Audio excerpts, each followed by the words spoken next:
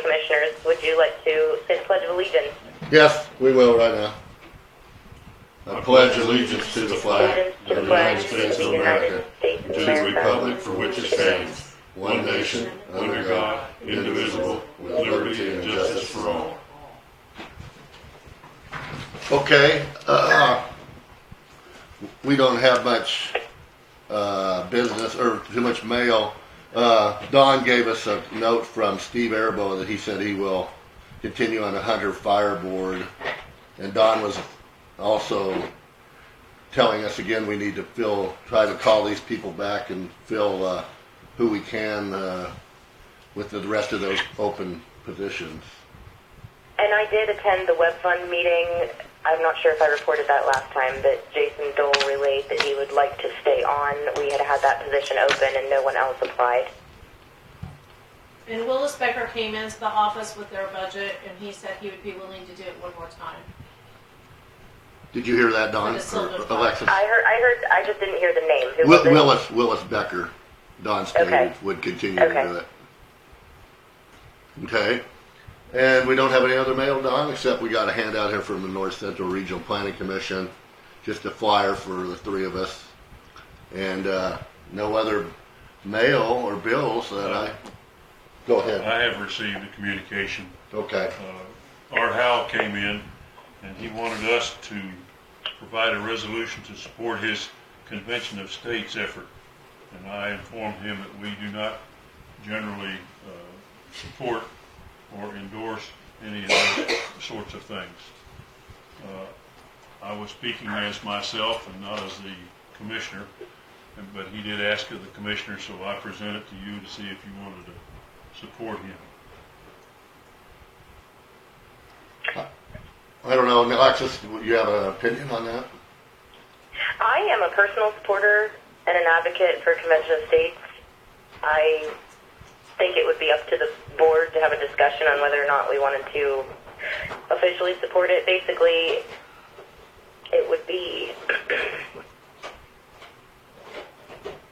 sending a message, I suppose, to the state representatives as far as what we would assume that they should do on our behalf. Well, I personally don't think it'd be appropriate for the commission to do it. Individually we can do it, but I don't think the county commission ought to be sending a resolution up supporting it. Well, I will respectfully disagree because I think our government was set up so that if our constituents tell us that they would like something, we relay that message to the state and we start the demands from the bottom and go upward. But I will agree with you that I don't believe the commission should do that at this time because I don't think we have the constituent request to do so. So instead of 3 people saying that our county supports that, maybe we need to actually ask the people who voted us in if that's something that we should be messaging to our state level from them. Yeah, maybe in the future. That'd be good to ask our constituents that. Because, yeah, us 3 now saying to do it, we only had 1 individual requesting this. I agree, right. kind of agree right now with Jim that individually we could support it, but as a commission that we're setting county policy for that, maybe a little premature. But if most of the citizens of the county would be for it, I would go along with it then. Right. You know. Because it is constitutional, it's part of the Constitution. If we don't think our federal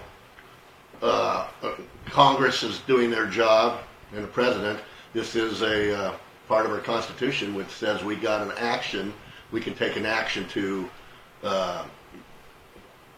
go not against them necessarily, but to address our concern about it. Well, the idea is to invoke Article 5 of the Constitution to make certain demands for the federal government.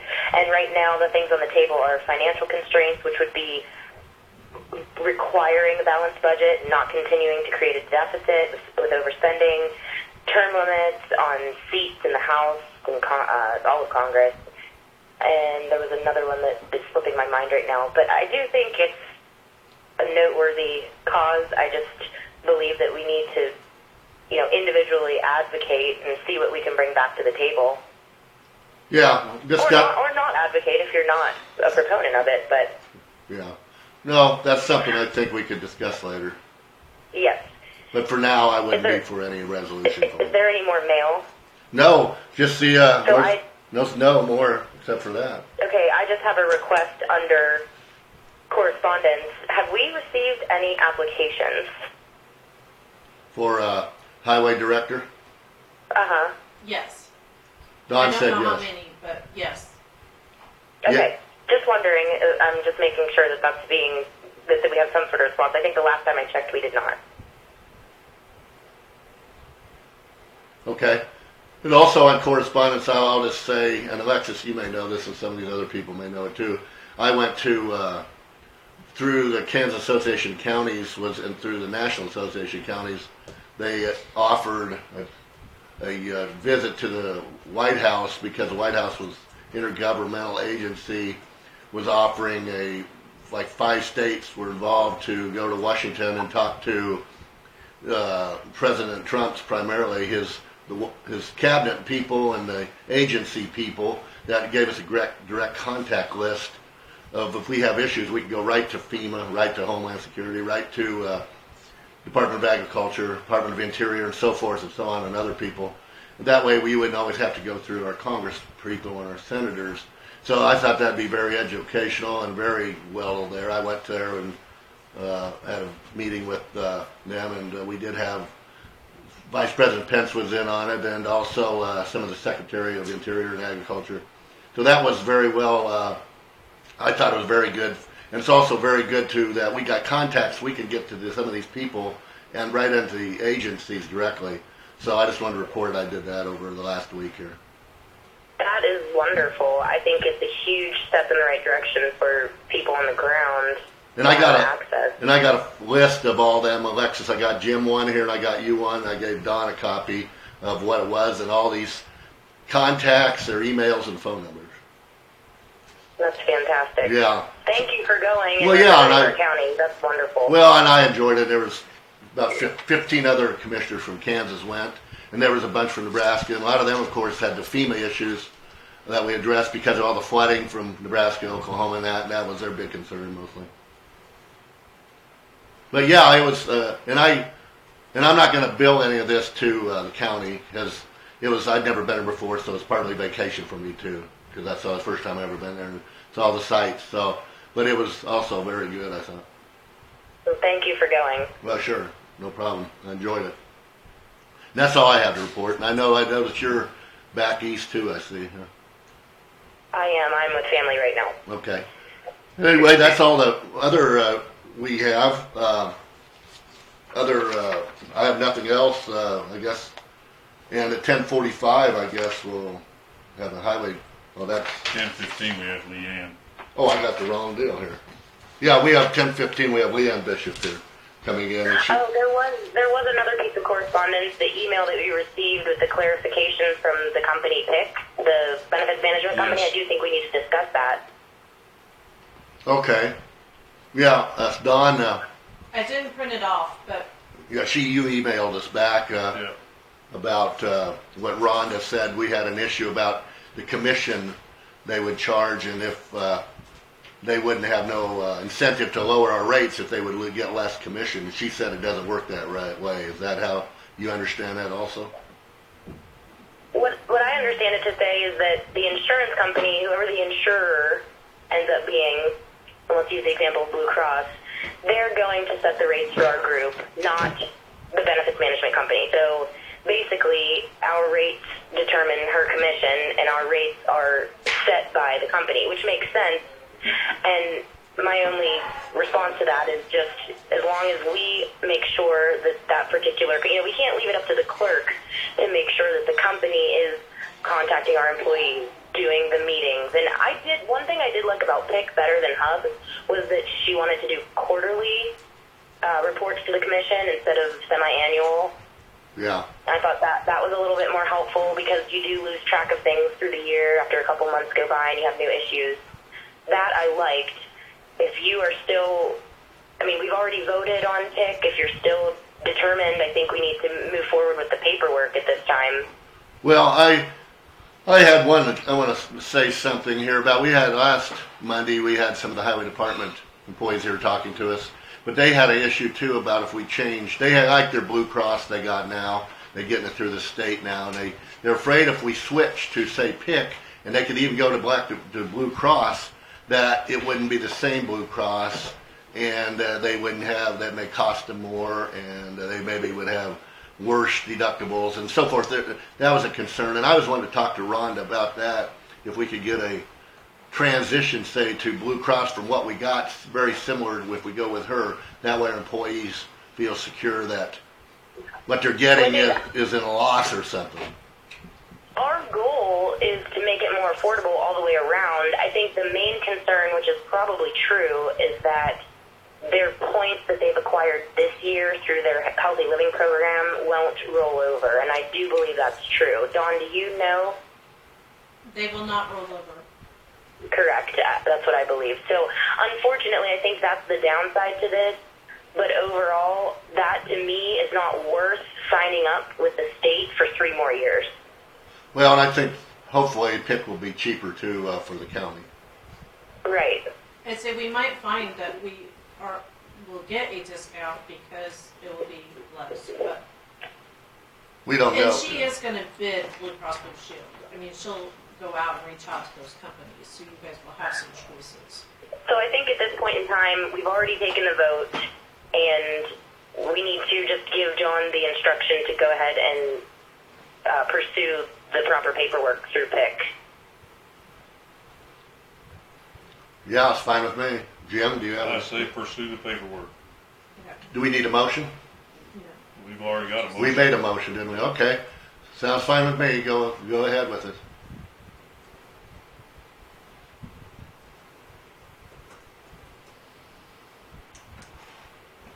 Any, well, it's about 10:15 here, and Leann's not here yet, but, oh, here she is, right here. Leann's here. Do you have anything else, Alexis, you want to discuss before? Leann's here, but do you have any? No, sir. What? No, sir. Okay. All right, Leann's here. Leann, you're welcome, and Thank you. give us, and Alexis, you just put one on. She's given us a sheet here of the quarterly, Okay. and we'll show us what we got here. Do you want to state what you have or anything, or? I have the treasurer's motor vehicle report for the quarter and the idle fund interest earned report. County fees hovering $20,913.89. Pittered $1,028.90. Children's health $183.49. The fire department $734.63. Reappraisal $1.49. Water recovery $1.63. And wind farm $11,494.05.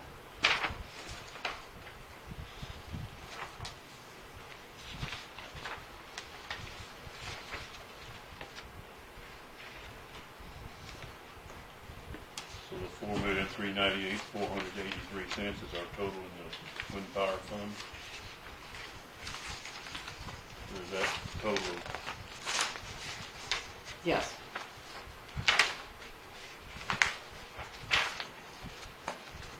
How much are we getting now from them a year, or is it, do you know? I know it's went down every year a little, right? I can't tell You can't off say, the top okay. of my That's head. fine, I can check go with. look. Yeah, well, people are asking me on that, what we originally got, and then it's been going down over the years, or, every year.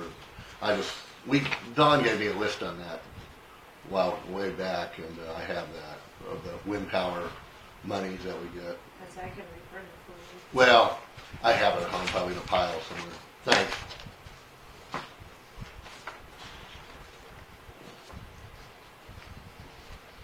Do you have any issues or concerns with any of this? No, I don't think so. Okay.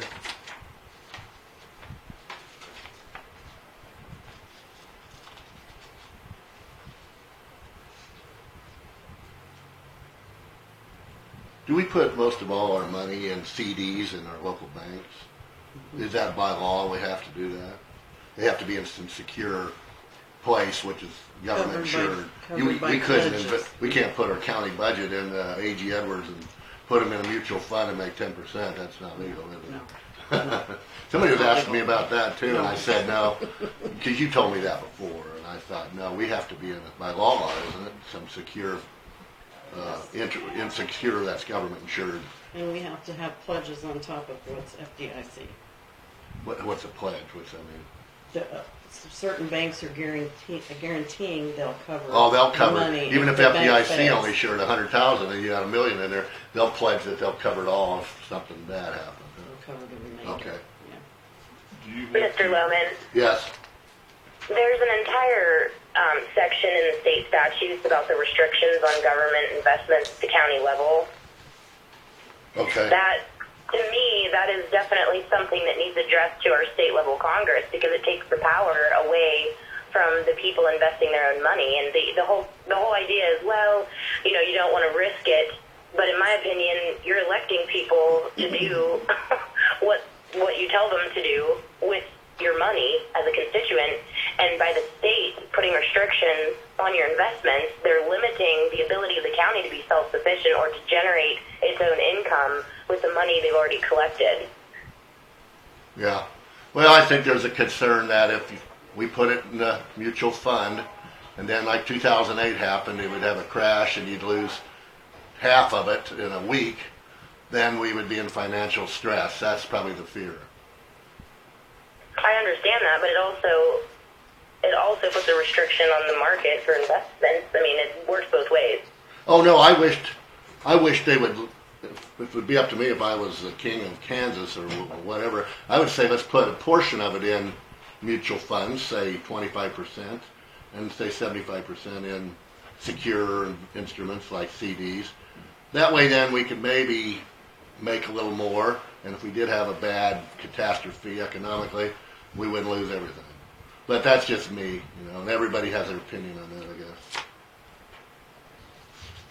Do you have a scheme for varying the amounts, the length of time for the CDs, so that you vary your income so you I cash them try. out when you need them? I'll try. Okay, I figured that was the case with what it But is. sometimes you have to go for the best interest, and I that's understand that. sometimes a lengthier CD.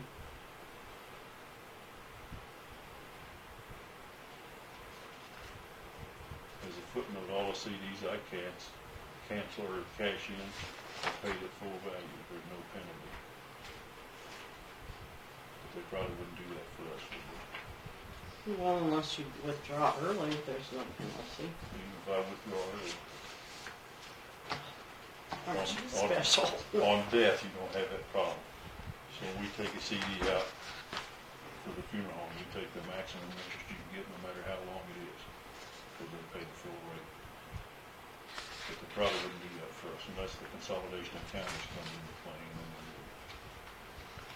they do. I asked you before, Leann, about this Della Petard bequest fund. I know there's $580,000 in there, and Lincoln County Children's Health Endowment Fund, $250,000. We rarely use those funds. Is that right? We use the children's a little bit more than the Pittard because Pittard can only be used for the cleft palate. Oh, And we've had one that I'm aware of wow. in the last 30 years. Too bad we can't. Well, I shouldn't say use I it. think the children started out from the Pittard's interest, Oh. I believe is how that started. Okay. Well, that's. Do we? Well, I haven't looked it over extensively here, but do you have any questions or anything, Jim? Or? No, it'd take me a while. I don't have any issues with this. Do we need to make some motion or something to approve this, or we just nothing? Oh, okay. I didn't know policy here. It's just a report. Just a report. Okay. Well, that's all I have, Leann. If you have questions later, Jim, you can give me a call. I will. Thank you. Thank you. Yeah. And on the agenda next would be Derek Waller from the EMS director. While we're waiting on him, I make a motion that we approve the minutes of the last meeting with one minor correction. Okay. I think Trent's name is spelled with an E and not an I. Trent, Trent. the guy who resigned Yeah. from the highway department. No, it's an I. Is it an I? He's actually Trinity. Trinity, okay.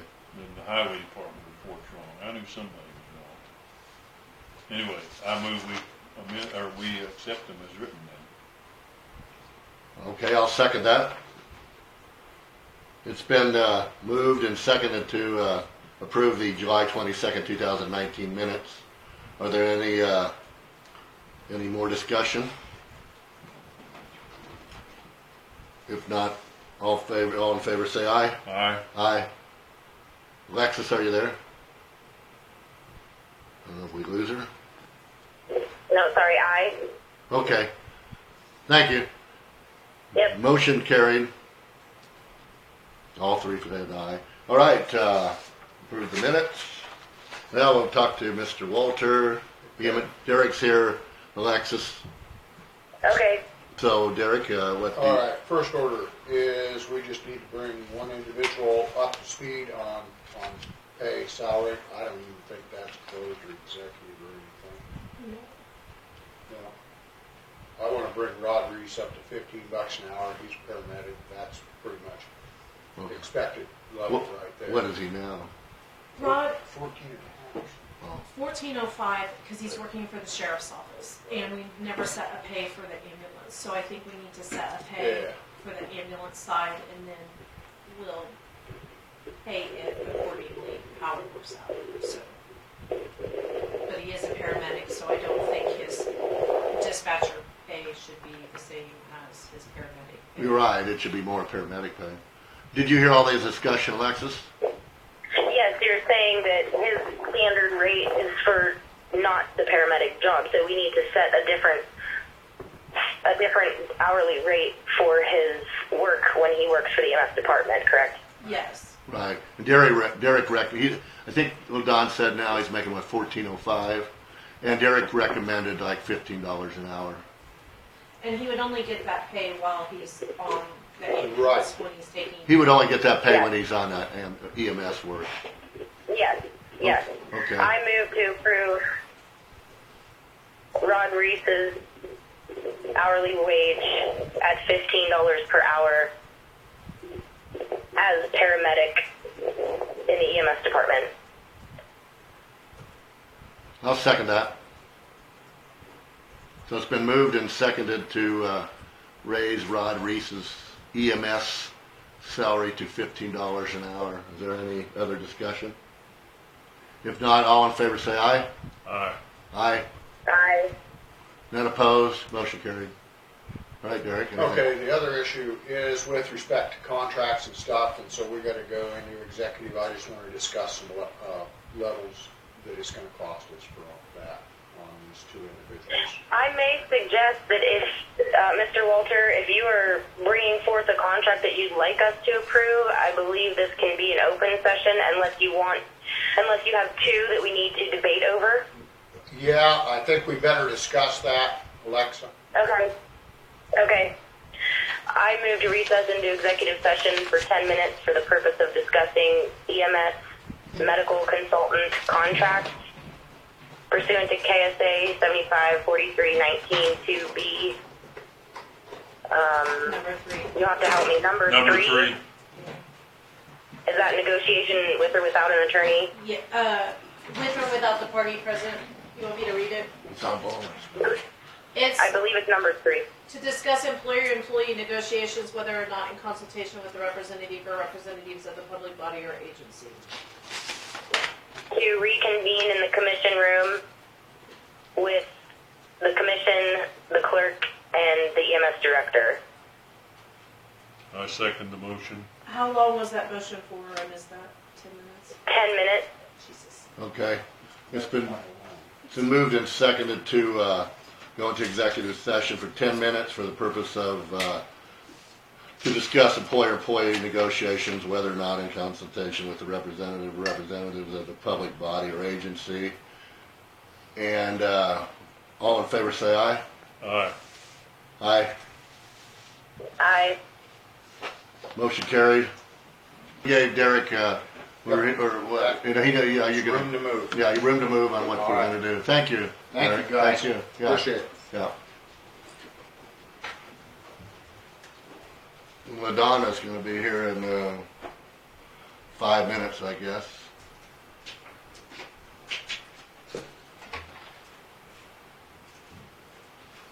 Are we gonna schedule a meeting one of these days, special meeting for discussing Lincoln Park Manor? Or are we gonna wait till the lady from Kansas comes down and visits with us, or what? I believe that is next week. Did we had any response? We sent that letter out, right, to the KDAD's secretary, and have we heard anything back on that? Alexis, have you? I have not, And Don's but I believe shaking. it was addressed from the courthouse. Yeah, Don's shaking her head that she hasn't either. So we need to really hear the response from her, don't we? I know, Jim, I agree, Jim, we need to work on Lincoln Park Manor and figure out what we need to do there. I agree 100%. But we were going Well, I believe next week's agenda, we have the afternoon dedicated to that, correct?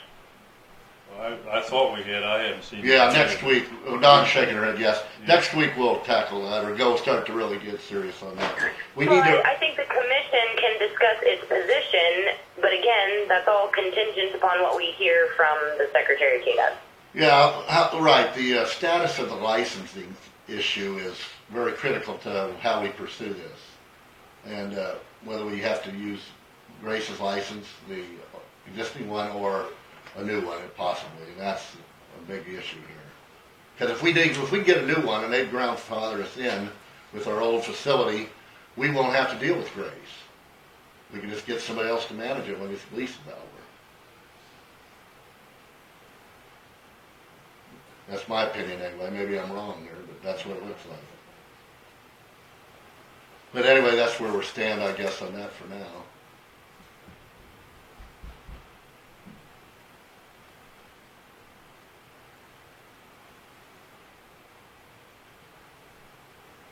Is there anything else we need to do? Well, I talked about some of these other commissioners while I was on this trip about nursing homes and how they operate them, and some of them own them, but they have a board, kind of like our hospital board, that is appointed, and then they manage it. Michael, you was going to do that to 501c3, right, Jim? We could even make it a 501c3, because then you'd be eligible for grant money too and stuff, right?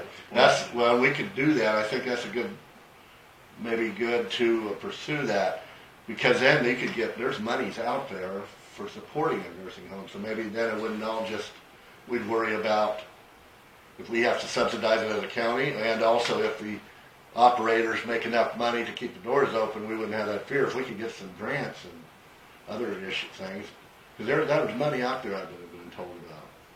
For the hospital too, there's grant money out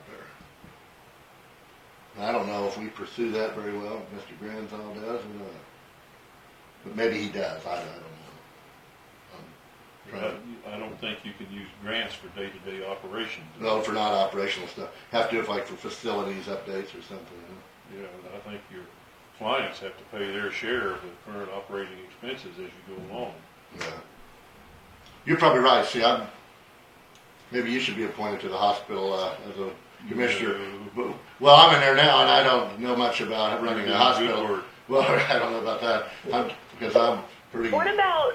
What if we invited the surrounding county hospital administrators to have a meeting or some sort of informational session for our sake? Because I think, our knowledge is limited, and maybe if we got a different perspective from some of the surrounding counties, or choosing a county that's similar to our size and our structure, what if we ask them to share some information? Because I actually know there have been just our regular constituents out there wondering what some of the scenarios are and how this plays out, and they've been able to contact other hospitals and other county-owned facilities and ask questions. And I think we've all had individual conversations with other counties, but what if we ask to actually have them attend a meeting and just as Mr. Gableman suggested, an afternoon to discuss Lincoln Park Manor? What if we set aside another afternoon and try to contact 2 or 3 different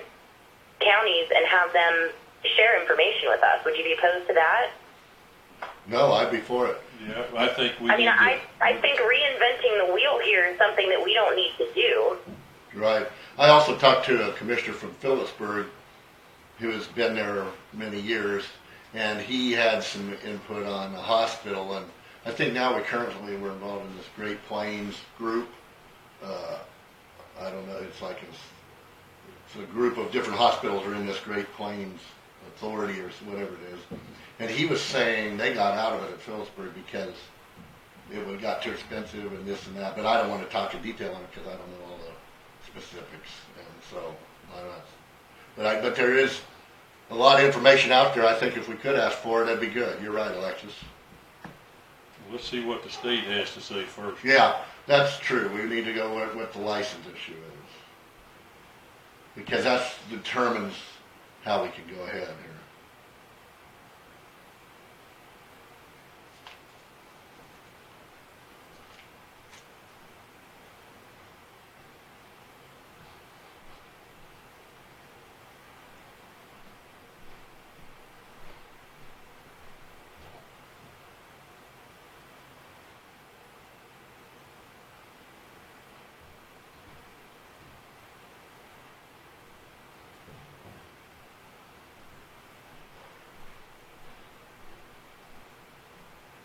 Have we heard anything from the county attorney about our request for an as-built for the roads in the Wilson Lake thing? Michael will be in here. Well, I don't know if he'll be here today either, will he? He's supposed to be. It's a standing appointment, so. Well, hopefully the highway department may have some more input on the Wilson Lake issue. Well, what we were waiting on is the report that we were to get from Schwab Eaton, correct? Well, that, but we also asked for an as-built drawing so we compare that with the original plat to kind of figure out what roads belong to us and what roads are driveways that belong to somebody out there.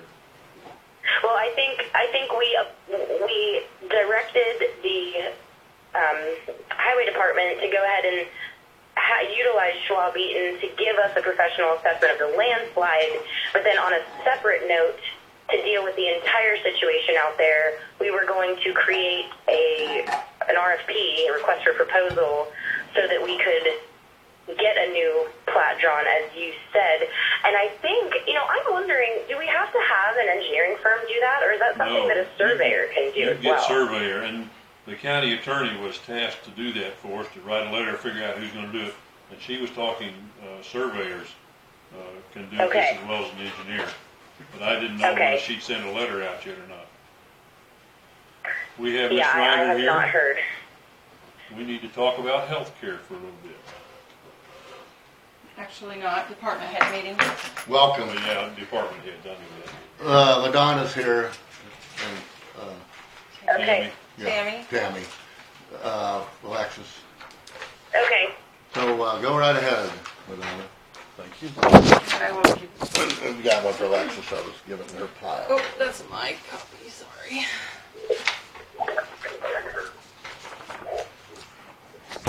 And I'll give her. Yeah, you can give Alexis Oh, some. no, that's her copy. Sorry. These are my copies. Okay. We met on Thursday, July 24th. All the department heads were present, calm down, except for Highway, EMS, and Sheriff's Office. The first thing we talked about was you wanted some recommendations on the merit raises. We discussed that due to the confusion and the different forms and no clear guidance until some of the evaluations had already been done, our first recommendation is to give 25 cents across the board raise and work on this again prior to next year because none of the guidance was clear. The second... May I ask a question?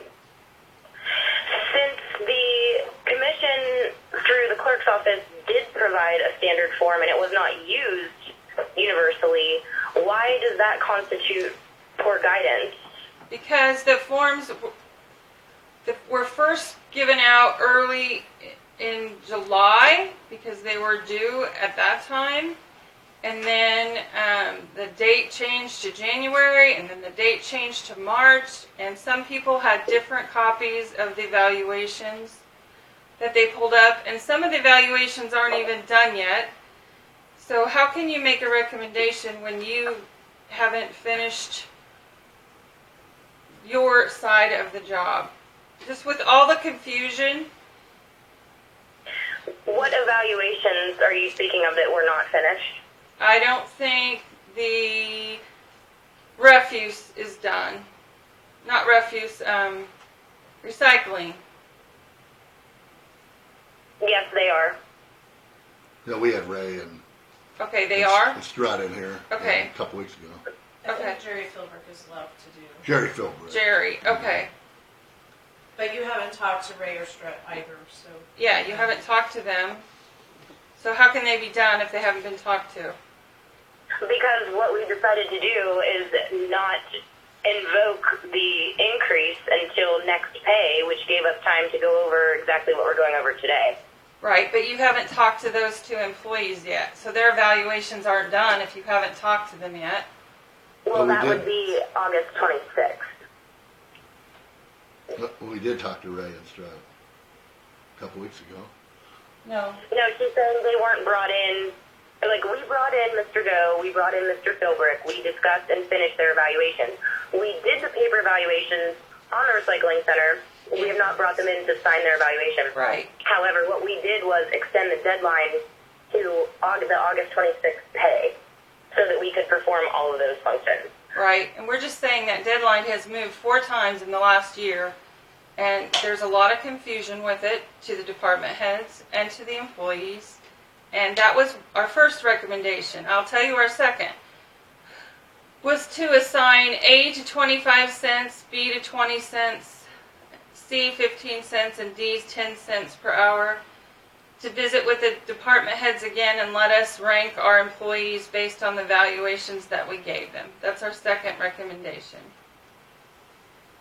And then we'd like to talk again in September. We decided to meet again in September about evaluations in 2020, maybe bring some different forms forward and talk about it a little bit more. If they're going to be done based on anniversary dates or yearly, or we also felt that unsatisfactory employees should be reprimanded or retrained in a timely manner and should be evaluated as an ongoing process. We don't think the yearly evaluation form necessarily is to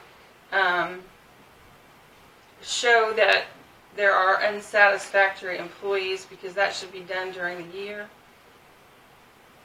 Anybody want to add anything to that? Nope. Those are our 2 recommendations.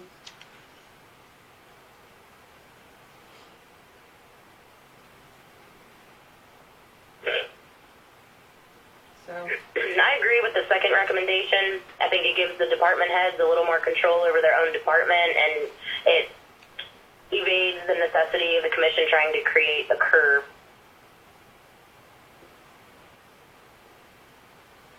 Do we have, like they were recommending here, Alexis, to give 25 cents across the board, or an A, like assign an A, B, C, D? Yeah, I was referring to the alphabetic ranking. I don't know, did we have enough budget to give this much out for what they're wanting now? your budget was 25 cents for each person. Okay. We did plan that for the budget, but we had been talking about doing the evaluations. And I would just like to say, I appreciate everyone's willingness to participate. We did have a lot turned in very late, so I know that there's frustration about the due date and everything like that. Being that this is the first time the commission actually required it, I can see why it's frustrating and it's taken more time, but I will say there are departments that did not even turn them in on time, an entire department. So it wasn't fair to do it the way that it's been done, because some people did it when it was required, some people waited, and it was after the deadline had expired. The commission itself, it's been a it's been a process to get everything done, and even to determine who is actually under our purview. Because in the past, that was never defined. So I do think we're creating some clear definitions, and that's all positive. On the backside of that, it says in everyone's job description as a department head that you are to evaluate your employees. So if you department heads have not been evaluating them all along, all these years, that doesn't always fall on the commission. It does, and that's why I brought it to the table. However, in the past, I never saw any evaluation. So I will say it's all steps in the right direction. And I'm going to suggest that we move forward with the department head's recommendation for creating an alphabetic ranking. For next year or next, what, for next evaluation period? Well, I mean, I think they're suggesting it for right now. We have everything on the table as far as numerics. You know, we've done a ranking system by percentages. Given that certain I think the sheriff's department didn't even use the same format for their evaluation. So really, I mean, it is skewed. But if we go back through each department and instead of giving them a percentage, they get ultimately it works out the same way, because if you get 90% and up as an A, then there you go. No, our suggestion is that the department head decides who's an A, B, C, or D. That the percentages aren't necessarily what they should be ranked on. But what is the commission going to say when they see that a department head gave someone with a 50% an A? Well, I would say that depending on how the department head evaluated and used the form, they could have very good employees that are getting a 50% or a 60%. Well, there were not very many 50%. So that's an extreme example. Excuse me. I'm afraid that's always going to be an issue, because it's a subjective ranking. Like, you may be different ranking your employees than Rhonda does hers, or Dawn does hers, and the highway department does theirs. So there's always going to be an inconsistency on the ranking system. Mm-hmm. That's why we did away with merit raises years ago, was for exactly that reason. But it's not fair to the guy who really works hard too to not get any more than the guy who screws around all the Well, time. the guy that screws around should be taken care of and either straighten up or be gone. Well, that could be true too. So you're kind of proposing that the department heads apply a bell curve to the raises for the personnel in your department. Yes. I think that's satisfactory. Then you can't come in with 5 employees and you have 5 A's. You have to separate. Well, no, I'm not saying that either. That's correct. No, I'm not saying that either. If you've got 4 people that you evaluated that are all with 1% of each other, not saying that either. But I'm saying if you truly have someone you think should get less than the other, you can rank them that way. And to play the game now, this game now sounds like everybody's going to be ranking their employees really high, so they all get the high raise. So there's no real objectivity on this evaluation. There wasn't to begin with, I don't think. Well, we tried to. Somebody else speak up. I'm just here. What if we would rank our employees and put what we think they should make versus what your percentile did, and we bring them to you, and we go into executive session, and we have a discussion, and you guys can say, why did you rank them 60%? And then the department head could kind of evaluate why they, in executive session, why they chose what they chose over their employees, and why they did the evaluation that they did. In other words, you could rank your own and explain what you think they should get, and then explain why this person should maybe get a little more than this person. Is that what you're saying? Yeah, and then if you guys disagree, then you have a venue to say, I disagree with that. Yes. I agree with that, because I think what that does is it gives the commission a better perspective on the department heads themselves. It's not necessarily about the commission overseeing individual employees as much as relaying what is happening within the department through the department head and making the department head accountable by giving an explanation. I agree with that. That sounds like an ideal situation. So we'd get rid of this ranking system then, or you just have a... No. What we did was we saw the individual numbers for everyone, and we saw what the scope is of how. I mean, we're not naive. We can tell within each department where the scale lies, and there certainly was a strata. And so with that, you can kind of view where you are. Then when the department head comes in and says, hey, this person may be in the lower end of this particular percentage point, but I want you to bump them up raise-wise because I think they deserve rewarded for the improvements that they made in this particular year. Do you see what I'm saying? Overall, they may have not overachieved, but the improvement we're trying to associate the raise with the effort. So if they're still not top notch because they have more to learn, they may not be getting a high numeric number, a 95%, because they're not that proficient. But at the same time, if they put in much more effort this year than last year, then they want to be rewarded by getting an A, is what I'm going for. Does that make sense? Kind of.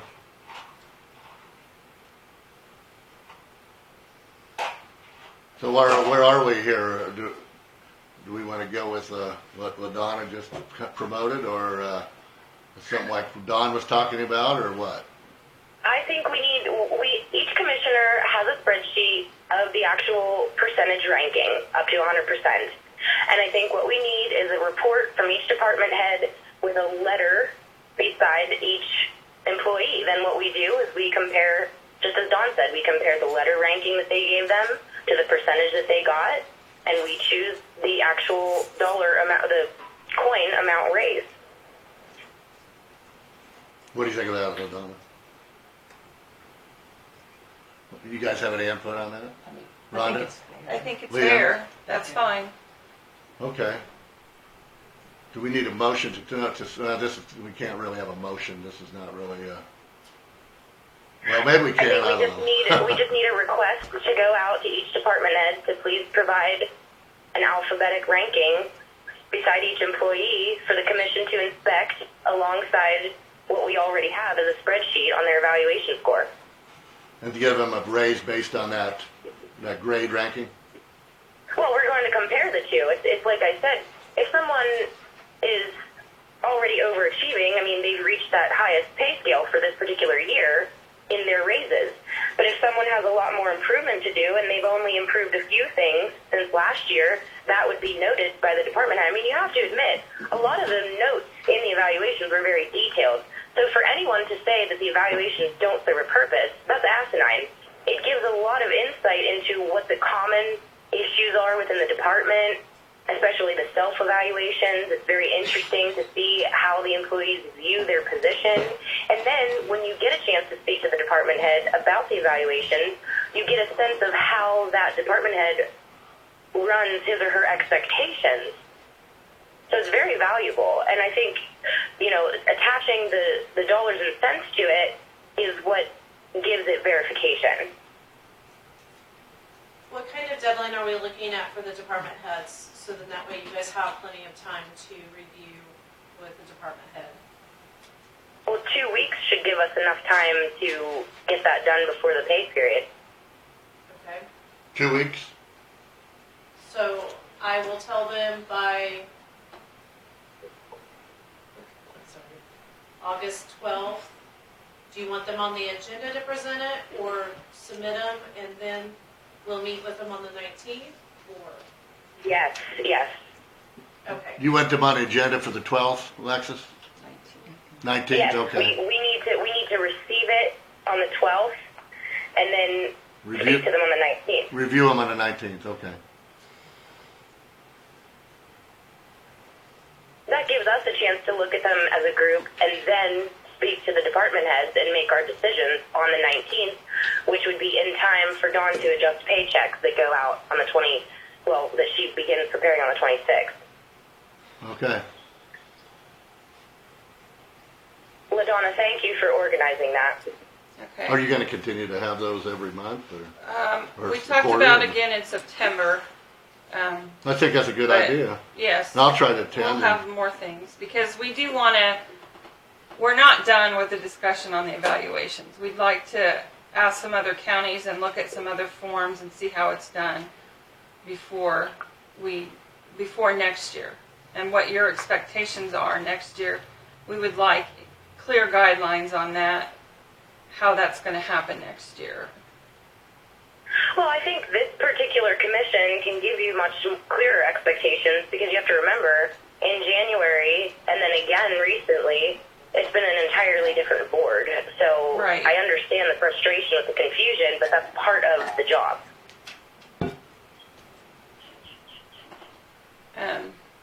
Okay, we do have a few questions.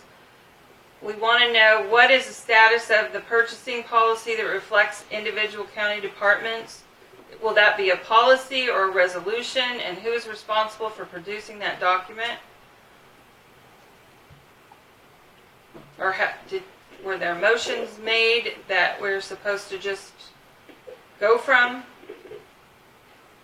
You mean purchasing all of your supplies, equipment, Anything that, anything? well, my department is like $500 if it's not a normal purchase. Oh, you mean anything under that you can just go ahead and do Right. without asking Right. us permission for But, it? Okay. you know, I don't know that there's a policy or a resolution that says which departments can do what. And is that coming? Don, So my understanding is that there was once a purchasing policy, but that got tied into another elected officials department. So was that ever rescinded, Dawn? No. So we do have a purchasing policy on the books, and the only thing that needs to be clarified is that it does not apply to an elected official. Yes, probably. So it already it's at exists as a $250. resolution. It's at $250. Is that where you're going to do every department? Anything over $250 we have to ask permission for? like the highway Are you department. requesting us to change it to 500? I already did, but nothing has happened, so that's my question, and the other departments have the same question. I think the highway department's even higher now because, isn't it? Where is it written? The highway That's our No, question. it's only written in the resolution that exists that was debated through the sheriff's department under the Nylander case. So ultimately, it already is on paper, it has existed on paper, and it's never been edited. So what she's suggesting is that we amend or change or rescind and then reestablish the purchasing policy resolution. 500 from 250. Well, whatever you guys, Well, do you need, or, are you being restricted now because 250 is too low and you'd like to be able to spend more without coming to us all the time? yes. Well, that's fine. We can raise it probably. Fine. Because But other departments might have other numbers. We didn't talk about numbers. We're just wanting to know if the policy is going to get updated and who's doing that. So it has never been updated. It still exists from that time period. Correct. So please ask the department heads to give us their numbers, and we will either rewrite. I mean, I suppose it'd be more proper to not rescind, but maybe override that resolution with a new one. or edit it, can't you? I'm not sure. Or I'd have to look that amend up. it. Amend it, probably. But whatever, we can change it to make it up to date for what the departments want now, or review it at least and go from there. Who are the big spenders, you and the highway department? Yeah. So, No, what we I'm need- not a big spender. Well, yeah, but what I need to know is what you need for a limit and what the highway department needs for a limit. I think we've expressed that. Well, highway department's previous. not higher because they might I go don't know out and what buy a it is. $5,000 item. We don't have to micromanage you. You have to call us every 10 minutes whether you can Well, that's what I'm spend trying to money. find out's a Yeah. good number. For example, Rhonda probably doesn't need $1,000 budget. For supplies. She Maybe might, do. It just depends on, yeah. So Whatever.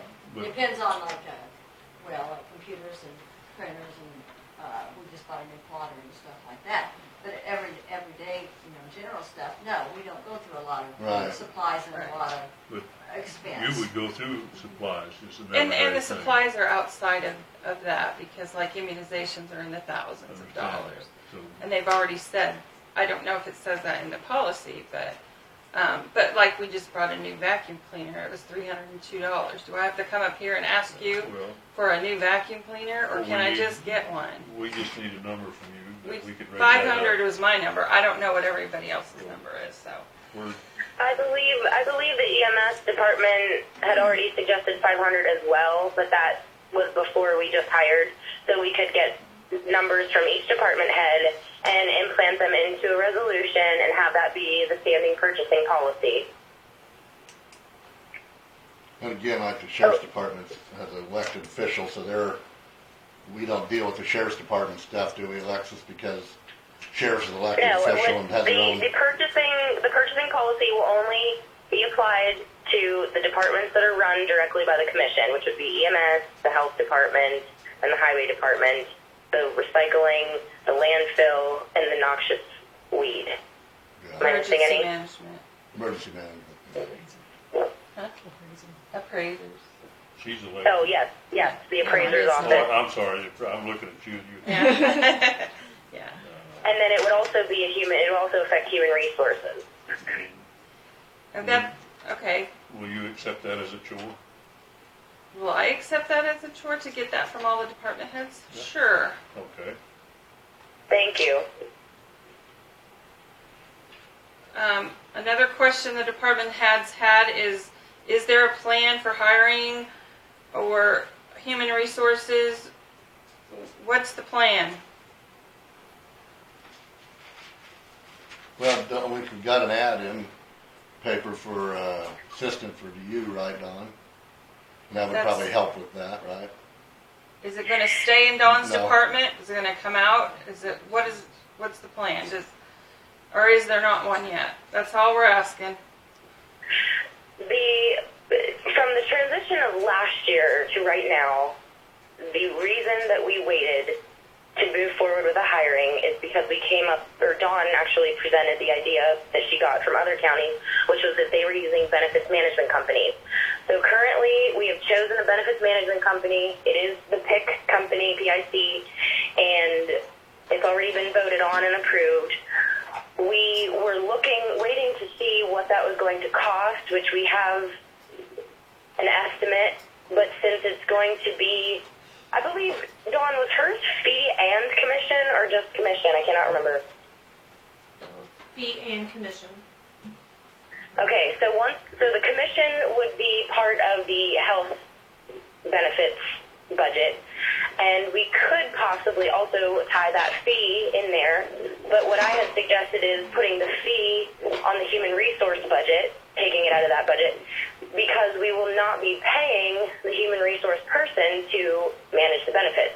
So then that leaves us with a dollar amount that we need to look at for the budget in order to make that decision on hiring. The dollar amount, the hourly rate, and the status as far as part-time or full-time. So we can move forward with that now that we have a benefits management company, and we should be getting a number as far as a fee in the very near future. I think their fee was $1,500 a month. And then the commission, we didn't know yet what that is. So if it's $1,500 a month, we need to talk about taking that out of the human resource budget, and that will tie into approving our budget. So I can say that we should be making a decision at the end of August and re-advertising for that position, because I believe we still need to determine if Dawn would like to continue to do payroll in her office.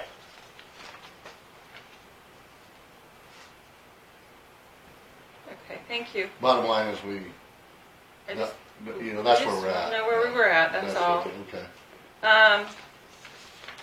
Is it mandatory for the non-elected employees to use the time clock? Yes. Yes. Okay, and I think there's just, to the policy in the handbook and the time clock policy, there probably needs to be that statement somewhere. Okay. I believe we do have a time clock policy that says all employees. So technically, elected officials are not employees. They may be on the Will be payroll, but they're required, not an okay. employee. If it's an employee, the time clock policy applies to all Okay. employees. I believe it says that. Okay. Does there need to be I guess, are all non-elected employees using the time clock, Dawn? Yes. Okay.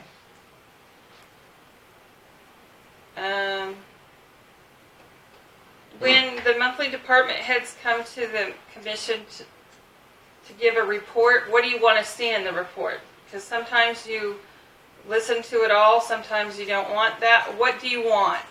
How much detail and what are you looking for? What I would like to see is you to provide us with information about things going on in the various departments that we don't necessarily know.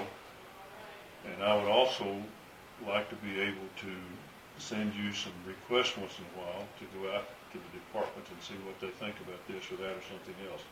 I think it's kind of an interface that we need between the commission and the guy on the ground, and you guys are in the best position to do that. So rather than give you a form to fill out every month, I think we'd be better served if you had a free-flowing form to tell us your problems and suggestions and to receive information from us and our problems and suggestions.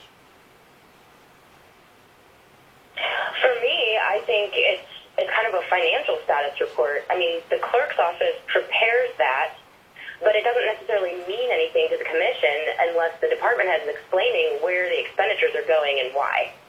And I'm not talking about your mundane repeat purchases. You know, you don't need to come in and say, this is why I bought vaccines at this dollar amount. But I'm just talking about, you know, you could come in and say, hey, we did exercise our right under the purchasing policy to spend $300 on a vacuum. It's just a courteous update so that we know where the money's going, because at the end of the year when we say, wow, they overspent their commodities line item, wouldn't it be interesting to know why? Then it doesn't have to be one long discussion before, you know, the end of the year budget is over. Yeah, I think like a status report type of thing. And like you say, not every mundane issue, but when you got something that is of consequences that you think we should know, then we just know it. It's not that we're trying to micromanage it. We just want to know what's going on. So when people ask us on the street, what the hell are they doing in the Lincoln Health Department, I say, well, they did this, this, this, this, and this. So then that's, you know, it's just communication.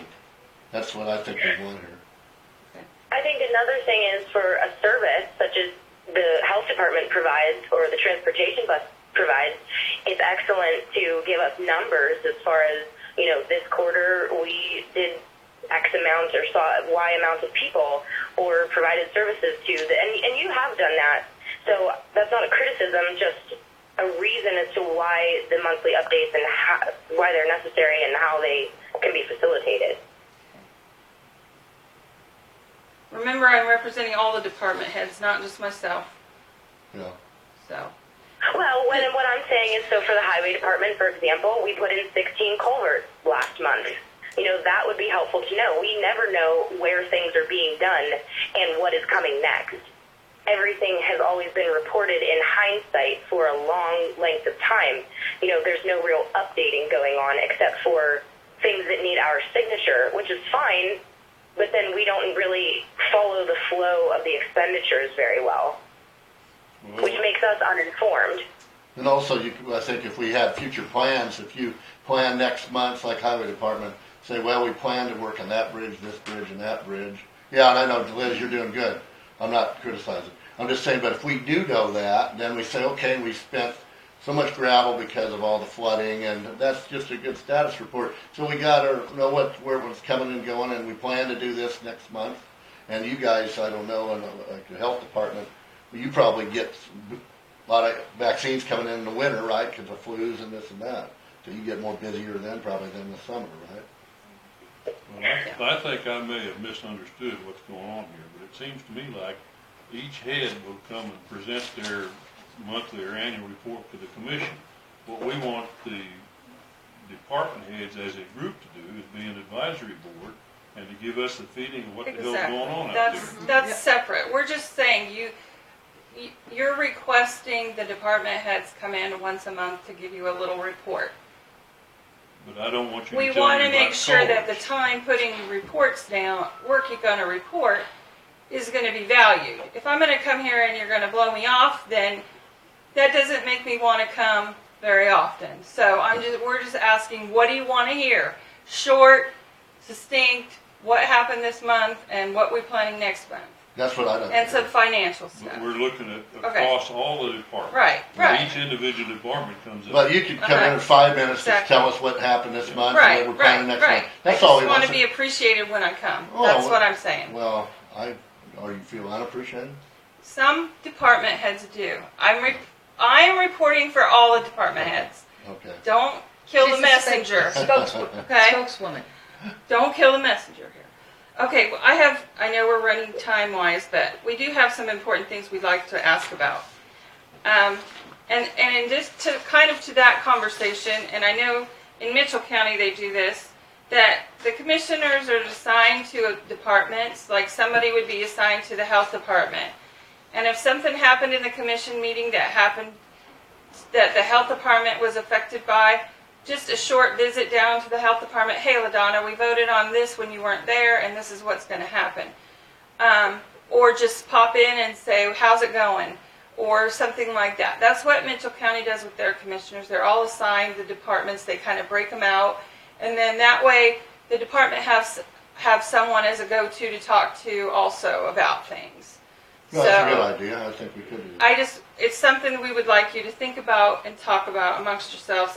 I know you don't have time right now to do that, but that way we have someone to connect with personally when it's not a commission meeting, and then that way I don't have to call Dawn on Tuesday morning and say, what did the commissioners do about my whatever? Yeah. If I wasn't here or I left before you made a decision. That would kind of open the communication up.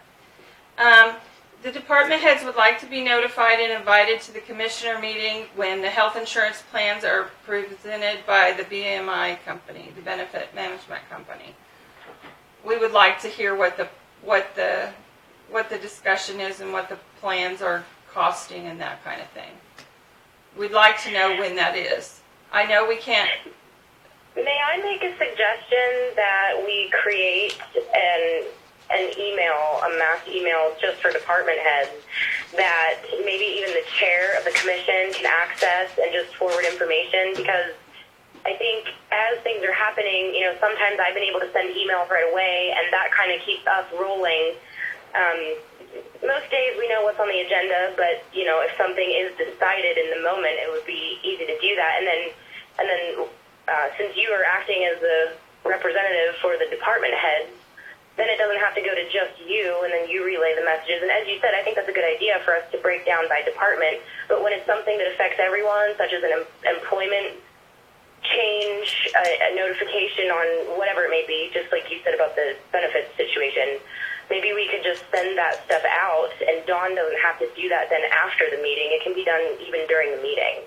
That would be great, because we were just trying to think of ways that we can reduce Dawn's our always relying on Dawn for the answers. Right, it's a double unnecessary communication. I think right. I would like to task the chair with sending out the email in the present. As we make the decision, I hit my contacts and I choose the department heads, and that there goes the correspondence. That would be great. Is that agreeable to the rest of the commission? Yeah.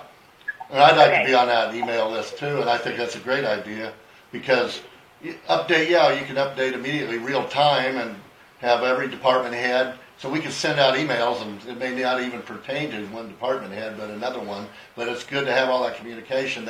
Everybody seems to know more what would be going on, and I think that's a good idea. I will remind the commissioners that when the chair sends out an informational email, that's fine. It doesn't violate any open meetings to send out an informational email. However, please do not reply to the email with an opinion, because that then would begin the process of violating the open record. Right, yeah, just email me, and then I would never reply back. Yeah, just for info only stuff. Yep. Yeah, that's a good point. And this is just came up in conversation. We would like to know your philosophy on backing up department heads. And I'm just going to say that's kind of a micromanaged thing. We would like you to request the department head and discuss something with them before you go directly to an employee. And on the reverse side, say I have an employee who wants to take the week between Christmas and New Year's off, and I say no because it won't work for the scheduling. If they came to the commission and said, I really want that week off because I want to go to Cancun with my mom, I haven't bought my ticket yet, and would you override us? Just kind of that, just your philosophy. As far as I'm aware, the job description for every department head puts that department head in charge of approving all of the employees' functions underneath them. Okay. As far as I'm concerned, Management 101 tells you that you can go one level down and one level up. That is, we can talk to the department heads, we're not supposed to talk to somebody that works for that department. If we find that there's a failure down there, then it's the department head that's going to get hollered at. And it's, you know, you're in charge. We just want that And if you can't do it, then we'll find somebody that reiterated is. But out to I don't. And everybody. if somebody comes up here and they are bypassing you, they're in serious trouble. I'd say their job is probably in jeopardy. I don't know if I agree with that totally, because I think we should have open communication with, that's restricting us talking to, employees at the highway department. There's 20-some out there, and they None may of us have are issues. saying that. And if because, They gotta go to the department head first. None of If us you are don't, saying you're that you bypassing can't your talk to channel. employees. well, That's not our intention. But decisions shouldn't be made with our employees. They should be made through the department head. That's what you hire us for. especially something like vacation going to Cancun. But Well, I'm just. if you're talking about, Okay, let's specify the issues here, because if it is related to the tasks that they are to perform as an employee, or getting approval for their time card or their leave or anything like that, the logistics there, that is totally up to the department head. However, to tell the employees that they should never approach the commission, and I'm not even saying in a public meeting, but let's say one-on-one especially, that is asinine, and that was tried when I first got elected. There were a lot of employees who were told that they were not to approach the commission, the commissioners, a commissioner, any one of us, me especially. That didn't come up undermining the system of democracy and election. I mean, it's unbelievable how much that was attempted the first year I was in office, and I will never stand for that, because not only are the employees employed, but they're also constituents and taxpayers, and there are a lot of concerns that do need to be brought individually to the commissioners and or sometimes in a meeting. However, if an employee is going to take work time to attend a commission meeting, they better have the approval of their supervisor. That did not come up in the conversation about talking to employees. Decisions was what we were talking about. The decisions are on the department head for a approval decision of the the department head actions. shouldn't be overruled by the commission if it's a valid thing, and we would just appreciate that. We're not saying you can't talk to the employees, but again, if you would request 2 of my employees to come up here, I would say no. You need to talk to me, and then that would happen. I think that's respect. I think I know what situation you're talking about, because I personally requested that the department send the 2 particular employees who were going to be working on a specific project to the commission to explain the project. I didn't want an explanation from the department head because I had already asked for one and it was unsatisfactory. So when I did request through the department that the employees working on a specific task, that they come and report what their suggestions were for that particular project. It was not followed through, and it still isn't to this day. It's unresolved, ironically.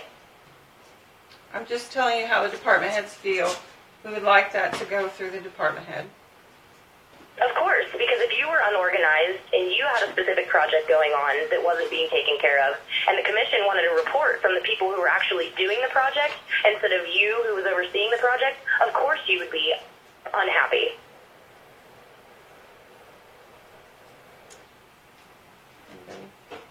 Want to go with that? Okay, we're going to go on. We are requesting, and this is a handbook change, but we were requesting that would happen now, or within the next week or so, is we're requesting that the year end December 25th, and that leave time must be under 80 hours by the end of the pay period, and then December 26th forward would be counted as 2020. at the end of the year, we have this leave week mess because it's 80 hours by the end of the year instead of the end of the pay period. We would request that that would be the end of the pay period. And if you haven't used it down to 80 hours by December 25th, you would lose them. Instead of having this carryover week that ends up being a nightmare to track. I think that makes sense. And so, I don't know if you want to discuss that more, but I think that just needs to go into the handbook as part of the leave time policy. it does, but we need to change it soon because we need the employees to know with enough notice that if that's the week they always trash their leave that's they're not going to get paid for and take off, then they need to know that that's not going to happen this year.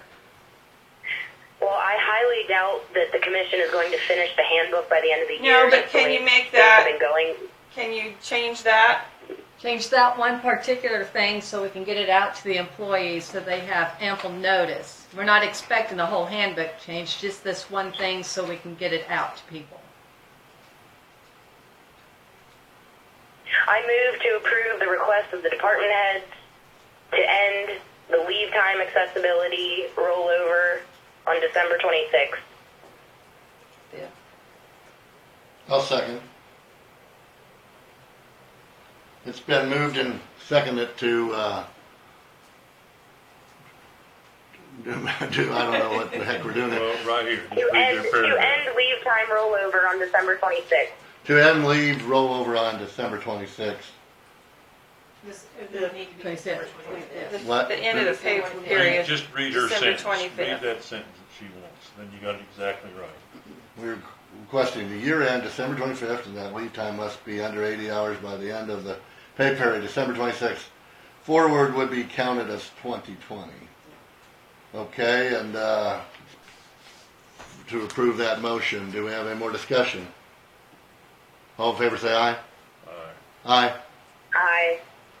Motion carried. Okay, Thank you. thank you. I'm confused again on that. Can you explain that again? I mean, Well, what the problem is? You there? have to be under 80 hours of leave time left, or you lose it by the end of the year. Oh, okay. But the pay period ends on the 25th. Oh, okay. So it leaves this hanging week that we have to keep track of leave of our employees. And Dawn has to keep track of it, and Between Because- Christmas and New Year's. Yes. because it goes back. Oh, It would okay. be easier if it was just at the pay period, because Okay. then that's the end of the year and you go forward. That's what we just approved. Yes. Okay, good. Thank Yes. you. I understand it better What you're now. doing is making- I approve stuff and don't even Yes. understand it. That's real good. It's isn't it? retroactive leave is what you're having to do to stay away from. That's real good politician. I think. But yeah, we want it to be your 80 hours has. Okay. You have to be under 80 hours by the end of the pay period, Okay. or you lose it. Okay. That's the thing. Anything else? We have one more thing, and you don't have to decide now, but we wanted to ask if you do it in the handbook or now or whenever, increase reimbursement for meals when we're out of county, breakfast to 8, lunch to 10, and supper to 15. Right now it's 6, 8, and 10, and that's kind of hard to do when you're out of town. And we know that meals as part of our registration are free, or that are free to the employee, they're not reimbursed. Like generally in my conferences, we get breakfast and lunch, but we don't get supper. So supper's the only meal that we're reporting for. But most of us probably network at those conferences, so when we go out to eat, they want to go to a sit-down meal and sit around and talk, and $10 doesn't get you very far.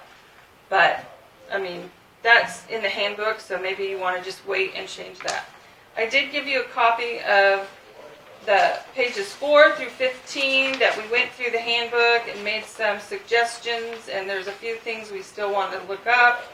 But I don't want to go over all that now. I just wanted to give it to you so you could see.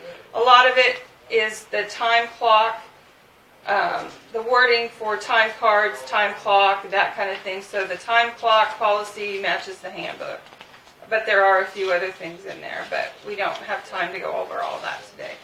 We'll review it and Yeah. maybe come back later and we can talk about it. And does anybody else have anything?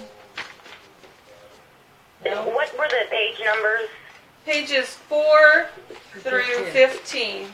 And I left a copy of that with my chicken scratches on it that we talked about. You got a copy, Alexis, there for you. So I would like to suggest that the commission set aside a time 2 weeks from now on the agenda. We already have something on there to discuss, so if we could just set aside a time to go through pages 4 through 16. Sounds good. To me, anyway. Jim, you got any questions? Look, And I know part of the handbook has already been gone through, and did you find those notes, Dawn? From Deborah? Okay, okay. I'm sorry. That's Well, it's fine. more of a That's fine. priority right now. Okay. So,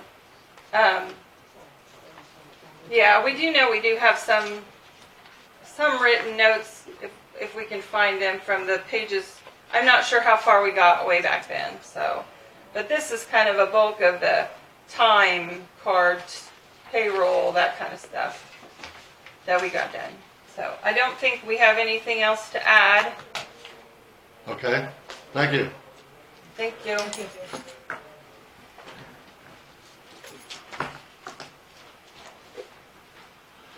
Okay, we're a little behind here, about a half hour behind, but now Liz, you want to come up? And Michael's not here, Alexis, but Liz is here to speak on Is he behalf. still on leave?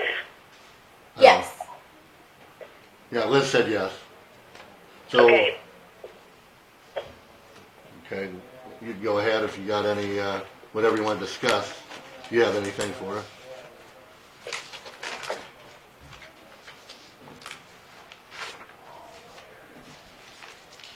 Is this week stuff. Okay. Liz has given us some handouts here of the scheduling for, it looks like this week. It shows the employees and the upcoming dates and their schedule of work detail schedule. Okay, very good. And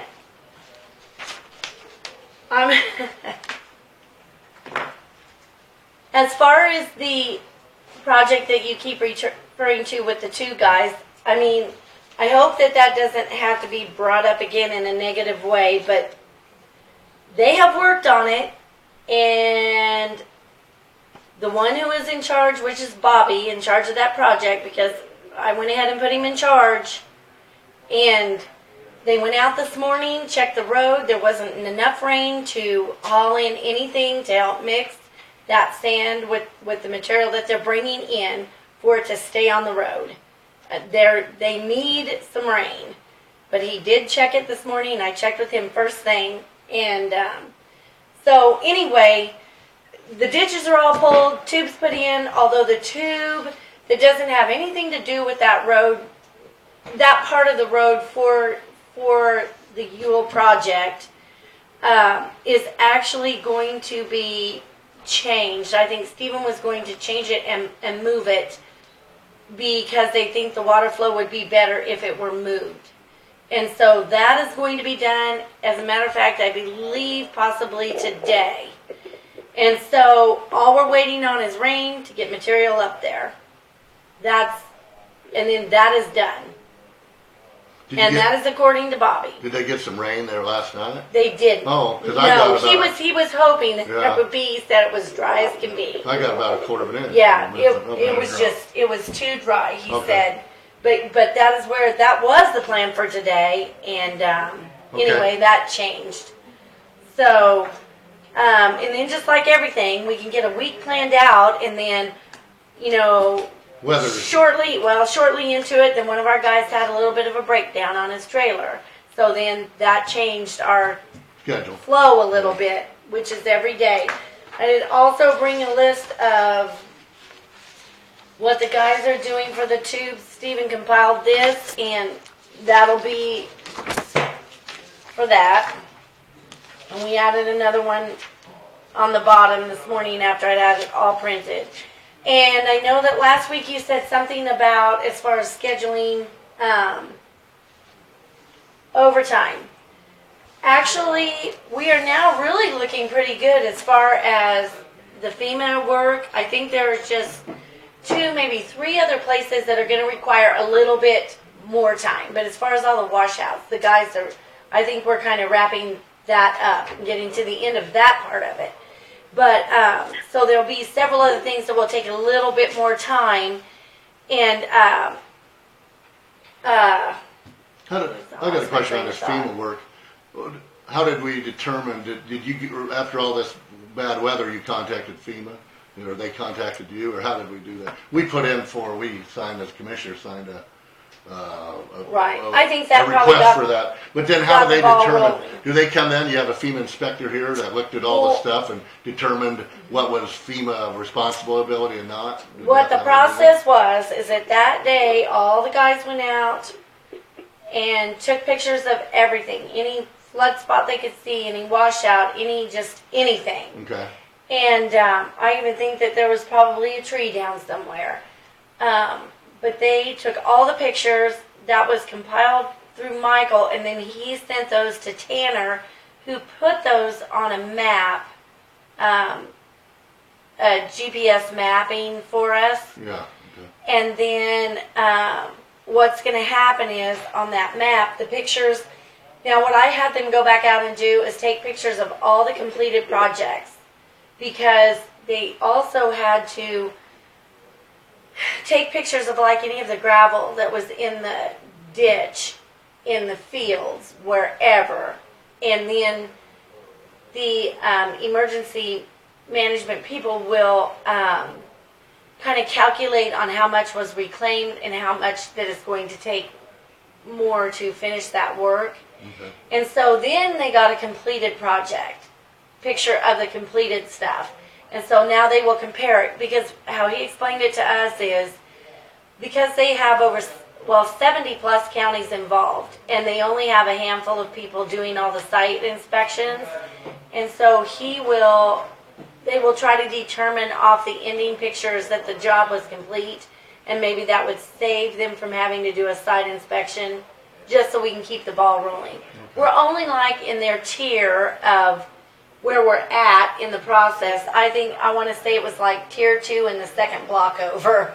So I mean, there's a lot of steps left to be gone through. I have two questions on the FEMA. One is, were you able to coordinate with Mr. Doe to get some of that paperwork, to get help, is what you had requested in your office for that paperwork? Going? Yes, he's coming over today. He's been over on another day, and we kind of got a game plan. He was leaving for a meeting, I believe, but we touched base, and he is coming over today, and we're going to go through kind of what I have process-wise, what I thought, and I want to run it by him to see if I think it'll work, because that's what I showed to the FEMA people. So, Okay. on how we were trying And to. then my second question is, were the pictures also uploaded to the program that we pay for the highway department, which is Mobile 311? The pictures were all taken through Mobile 311. Great, that's great news. Thank So we you. are using it more. And, Yeah. Well, good. That's great. They were all taken through Thank you. Mobile Okay. 311. Yeah, and and then- Michael got all that going. Okay. I mean, that's good. all he is. Well, because I'd heard he hasn't been using it much, but now it sounds like you have been, so that's good. Yeah, That's he- all we want to use it. it was used. What's a helpful tool for doing this stuff, right? Might as well use it. We pay for it, and why, use what we have as a tool. So that's Yeah. great. Good news. Yeah, Okay. it was used. Okay. And I will tell you, I want you to know that, I'm just not pulling all this work from places.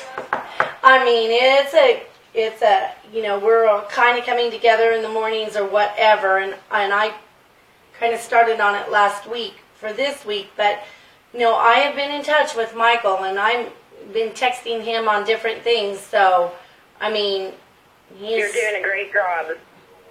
well, thank you. You are. Okay, I'm just doing what they did, but without only putting it on paper. That's the only difference. What I'm doing, but it's Well, the only that's way. what- but It's the that- only way I can remember what's going on. But that's what we want, because we can see Yeah, now what's going on, and I don't. And maybe Michael's doing fine, but we just Yes. we never had this paperwork before. He does a good job. I admire people who can keep it all straight in their head, kind of like I do my catering. That's how we roll. But Anyway, well, anyway, this is really more honestly for my benefit. But the other thing I wanted to I went back and kind of reviewed that because I couldn't remember on all that overtime stuff, and you said to kind of organize the overtime. But with that being said, I think on some of those other projects that'll require a little more time, there will be more overtime given. I think the guys, like I said, are kind of wrapping up a little bit on the roads. But the bridge crew, I know when Greg was here and they were talking about, some things that need to be done and kind of for his scheduling. The bridge crew, they are planning on working on Friday this week because due to his daycare situation, he was able to work this week. So they're going to be working so they can get some of the projects done. If they don't get this list done this week, that's what they were moving forward on. Plus, they had some other things that they were doing. So I wanted to mention that because you had said on that. But that's all we want. Overtime's if you need it to use it. Yeah. But and they'll use it. And the guys, they've been when it's needed to be used. Okay. And then the other thing I want to talk about, but I think it has to be an executive session for just a few moments, not to, Was it a personnel issue or? Yeah, it would actually be on kind of some payroll stuff. I just have some questions. If it has to do with pay, it's not executive session. If it has to do with work or employee performance, then that would be executive session. Okay, just a second here. Let me line it down. I'm just going to try to think of the best way, and I won't say any names on any of it. I'm going to give one to Dawn. I kind of ran a report, and it has, I just handwritten the years of service by everyone. And back for when, back 20 years ago or whatever, obviously the pay start was a lot less. But on one particular person on here, he was considering maybe going to the bridge, and then I think he kind of thought twice about it, but we wanted to use that for an example. So for an example, he came upon his year. So his starting wage is shown at $13.05. He would have gotten 50 cents more, which would be $13.55. And then if the merit raise, and I think I put ME, it means merit. I didn't finish my word. If that comes to be, that would be basically another quarter. And then if he goes to bridge, that's $1. Because they get, due to the elements, they get $1 on their wage. So if you go down, say, to number 510 on here, and compare those wages, it's the person who is number 510, I think he's brought it up several different times, and what they're getting at is, for those who have been here longer, their pay, the new people coming in are hiring at such a higher money value that the people who have been here and work hard just feel, almost like it's a little... Like they're not getting... Kind of like a slap in the face, in a way. But, that's due to the circumstance of wages being raised in the interim. Anyway... I just wanted to bring that up. If that is something that, So were you recommending, for some of these guys that have been here a lot of years? I would recommend an increase. Raises? Yes. But how many of them on this list are there that are eligible that you would think here? Well, let me look. In other words, by longevity, you're saying maybe we should give more Yes, raise. I do. Based on 5 years, give a bonus raise, 10 years a bonus raise, something like that. Maybe? And I know they get longevity, but if you figure that out into whatever, I think it's 5 years, you get a longevity, you get 1 day paid. Mm-hmm. But when you, No, I don't understand what I didn't calculate anything out exactly, but if you do look at it, Okay, can I clarify something? Yes. Because Alexis can't see what you're looking at. Yeah. So Alexis, what she's basically saying is she has an employee that has moved to the bridge crew or is doing bridge crew work. And if by the time he gets his 6-month raise and his year raise and the $1 an hour raise, he will be making at year 1 the same amount of money as somebody that's worked here for 9 years. Thank you, Dawn. Because we've increased the starting wage at the same time, we were giving that cost of living increase at the beginning of the year each year. I understand. Thank you. Okay. That clarifies it, yes. I mean, I was gonna say I would text it to you so you can see it, but I left my phone in the car. But yes, that's where I was getting at. And I think they've asked, several times, but I think I think it's been discussed, but I don't think anything is truly whatever. That's where they talked about with this merit-based increase, those employees that are long-term will be getting a merit-based increase for the starting wage. So say if you have 50 cents in a year and you give a 25-cent cost of living and a 25-cent merit, then there's at least going to be a 25-cent difference between the cost of living wage and the first-year employee. But for many, many years, the starting pay was under $10 an hour. So they decided to try to boost the starting wage up to get people to come here. And so that's what they chose to do. So that's kind of the end result, is employees that are long-term employees feel like they're not getting compensated Correct. for their longevity, and that's probably Yes. true. And we're lucky to have those guys that have been here 5, 10, 15 years, because they know what they're doing and they've been here and they've got all the experience. Yep. Maybe we should consider another raise at 5 years and another one at 10 or something like that. Or maybe it doesn't have to be those years, but some longevity reward for staying here, because a lot of these younger guys, and if they've only been here a year or two, they may up and leave real easily because they don't have no ties here that much. Maybe in other words, they're not locked into our system. But I think we want to keep two things in mind. The first is, we're moving toward a reward-based system, reward for the work, not reward for just attending. Yeah. But also, outside of that, we need to talk to some other counties because they do have some caps. So let's say your bridge crew is supposed to make X amount, and then the cap exists. So once you've basically climbed that ladder in that particular position, then if you wanted more money, you would start applying for the management, which is why the restructure is going to be so important. And that leads me to a question. I know Jesse Zacco was hired to be the head of the bridge crew, so who is the head of the bridge crew? Well, Stephen Weber, it's not that anybody is totally the head. He's been putting in some one-calls between he and Emmett, who is Blade guy. But Stephen actually, has been here a long time. And so he's just kind of also keeping the projects kind of rolling as well. Like doing the one-calls, he'll come in. I just didn't have time to do the one-calls, so I asked him if he would go ahead and do them. Okay, so the proper management concept would be this particular person, if they are on bridge crew, that once they max out on their dollar amount for that position, then they would be eligible to apply, just as we have an opening right now, to become the head of that crew, and that would increase their wages, because the wages need to be increased with the responsibility. And I understand what you're saying. They're making what an entry-level person makes, but we need to maybe reestablish what entry-level at bridge crew is, what entry-level at equipment operator is, what entry-level at truck driver is, etc. Because if we have an entry-level and a cap, then they know the range in which they're to be making money when they get hired. Well, okay, yes, I understand that.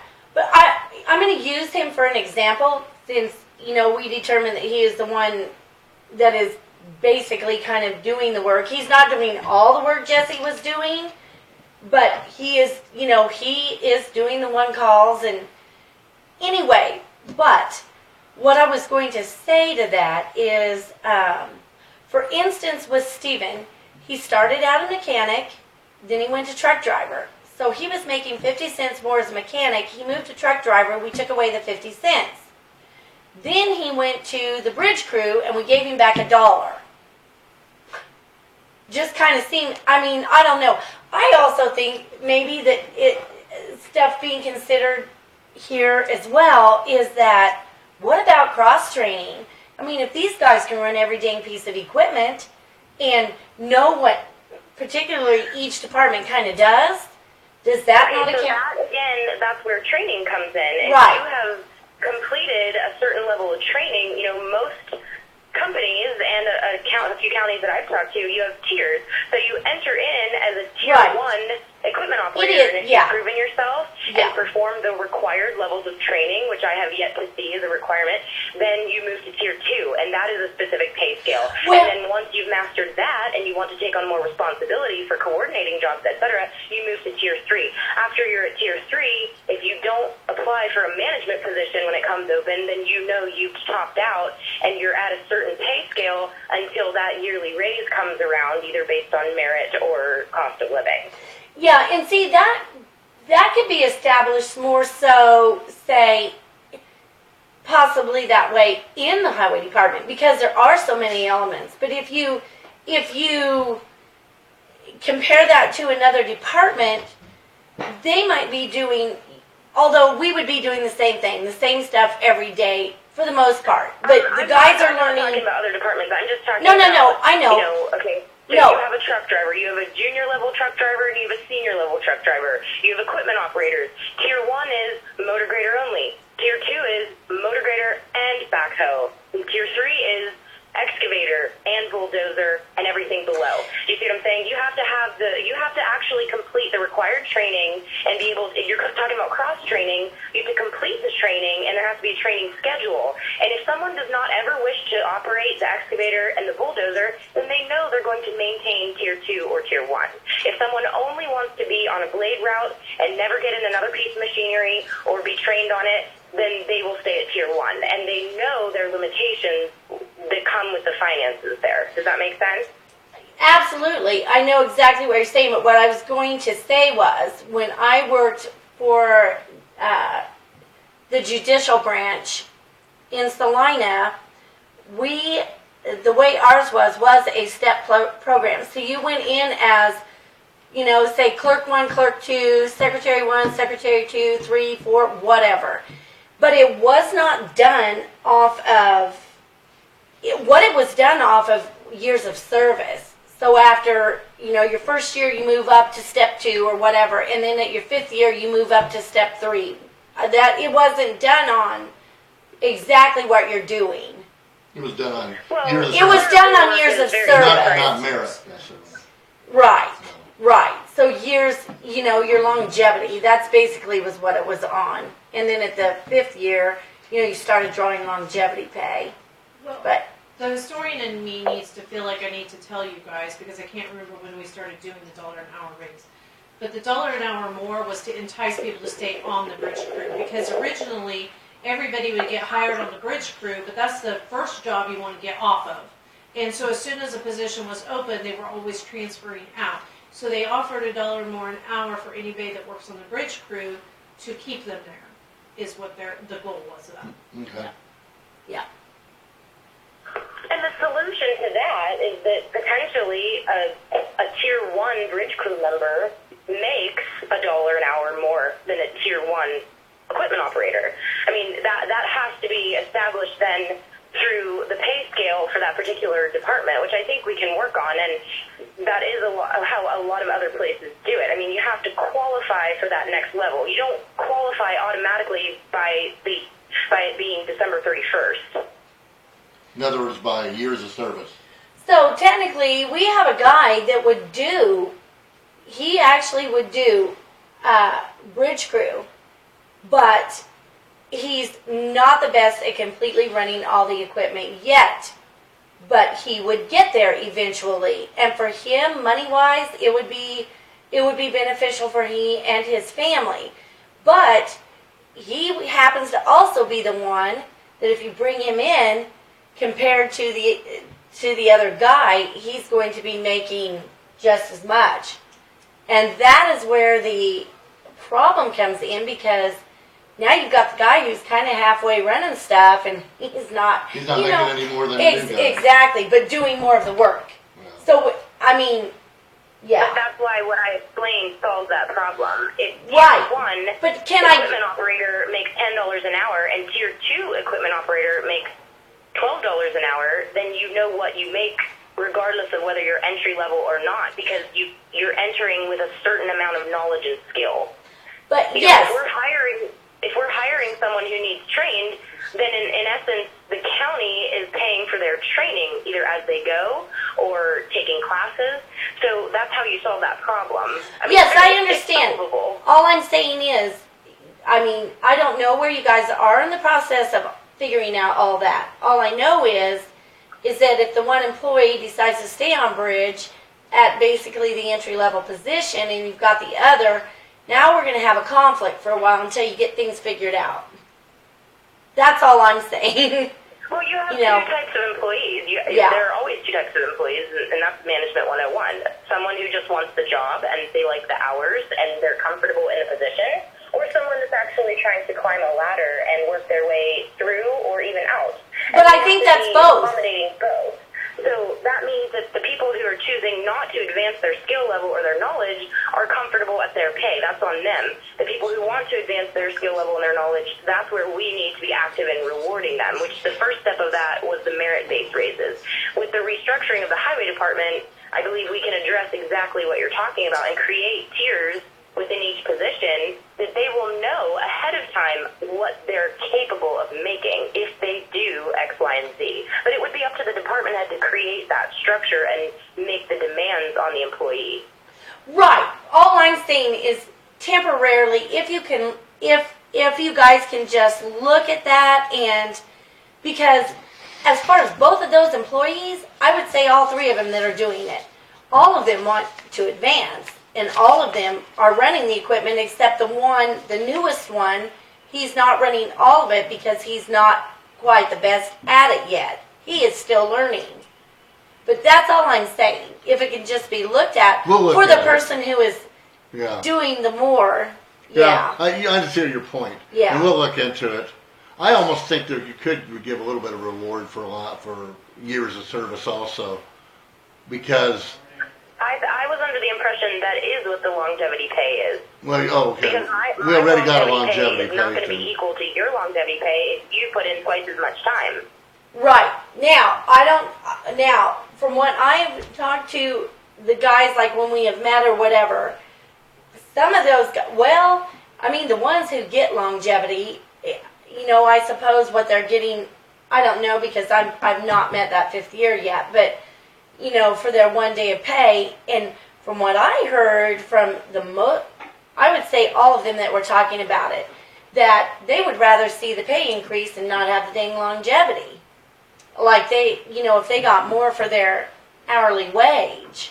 But that's, We'll discuss that more. that's something that I'm just bringing that Yeah. up. That is what. And we'll what look was into said. it here. Yeah. Do you have other stuff? No. We're a little behind schedule. I'm so- done. Oh, So- okay. That's, Are you gonna do Sheldon Frederick King's 50 cents? oh, thank you. Yes. Sheldon Frederick King has been here a year, and his 50 cents. He should, 6 months. or 6 months. I'm sorry. Thanks, Dawn. He should get his 6 month raise, which would be 50 cents, and that would be reflective to this month. Okay. Or is that next No, month? That would it be was next June. month. June. Yes. December, January, Yes. February, March, April, May, June. Yeah. 26. So we need a motion there, Don, for Yeah. that. Yeah. We need a motion, don't we? Yeah. I'll make a motion to give Sheldon Frederick King his 6 month pay increase of 50 cents per hour. I'll second. Thank you. It's been moved and seconded to give for this motion. Are there any other discussion? That, I was wondering, is that who is still operating the dozer? yes, he's out there pushing stuff. He was doing bridge crew. Like he'd been doing it for probably about I'm going to say close to a month. So he didn't even get that differential. And what I told him was, you probably won't. Because he's not staying. I don't think he's. What is the bridge crew pay he was at, and did that maintain the same dollar amount when he moved to the bulldozer? Well, Dozer, okay. He So was his not on the bridge crew. He was right. something else, a truck driver, I think. He is a truck driver. So his pay has been the same. Just only he went over to the bridge because they needed the help, and at the time we were not pushing any material because you couldn't get in the pit. So then with the commission needs to establish what the pay should be for a bulldozer driver. Now, has he taken any classes or has he done any training for that change in his position? he is doing just on-site training. But And and Who is training him on site? Craig Cressley is. I know that Jesse had gone out there, I think, once, and I know that Sheldon is keeping in contact with Craig, and I know that Sheldon took some pictures one day of what he did and texted him to Craig so he could see it because Craig was dozing somewhere else. Okay, so Craig Cresley's teaching him kind of. Well, kind of, yes. I mean, Craig is kind of watching out for him. Well, that's one thing maybe we need to address in the future too, is like when we do a transition, say from truck driver to dozer, we got to make sure these people are qualified training. to run a dozer. Yeah. You just don't send them off and say, Right. see you later, because that's a big, huge It piece is. of equipment. And- And we had an incident where we ran one into a pond, Yeah. and we don't want to pay $50,000. Yeah, again and for he's that, you know. and again, I know that I'm pretty sure Jesse was out there a day. With him. I'm just. Well, that's fine. I'm just Yeah. saying we just want to make sure people get training they need. Yeah, and I think it was Jesse's. Okay. That's been a little while. Well, that's back. fine. It doesn't matter that much. But Yeah. hey, we're in the middle of a motion here. So it's been moved and seconded to give Sheldon Frederick King 50 cents an hour. And then any other discussion? All in favor say aye. Aye. Aye. Motion carried. Thank you. Yeah, thank you, Liz, for doing a good job. And this is really, I don't mean to get down on Michael here, but this is all we want from him is information like you've given us on spreadsheets and data, what people are doing and what they're doing. That's what I want. That way we know what's going on out there. That's all. We don't want to micromanage it. I don't want to. But anyway, thanks a lot. You're welcome. Thank you.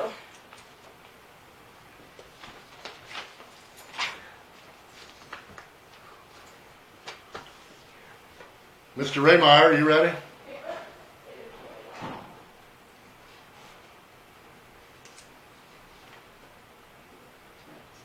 Come on in, Kent. How are you guys? How are you guys? How are you doing today? Good. Where am I supposed to sit? Anywhere up around here. Oh, this issue, main thing I'm worried about, I've been trying to get something done for the last 20 years since Alan Sereen's been in commission. Everybody's just never got anything done, but back in, you guys, the Iron Road, always called Rock Island Road, years ago, they lowered all them hills and leveled that off and everything. And when they got to my place,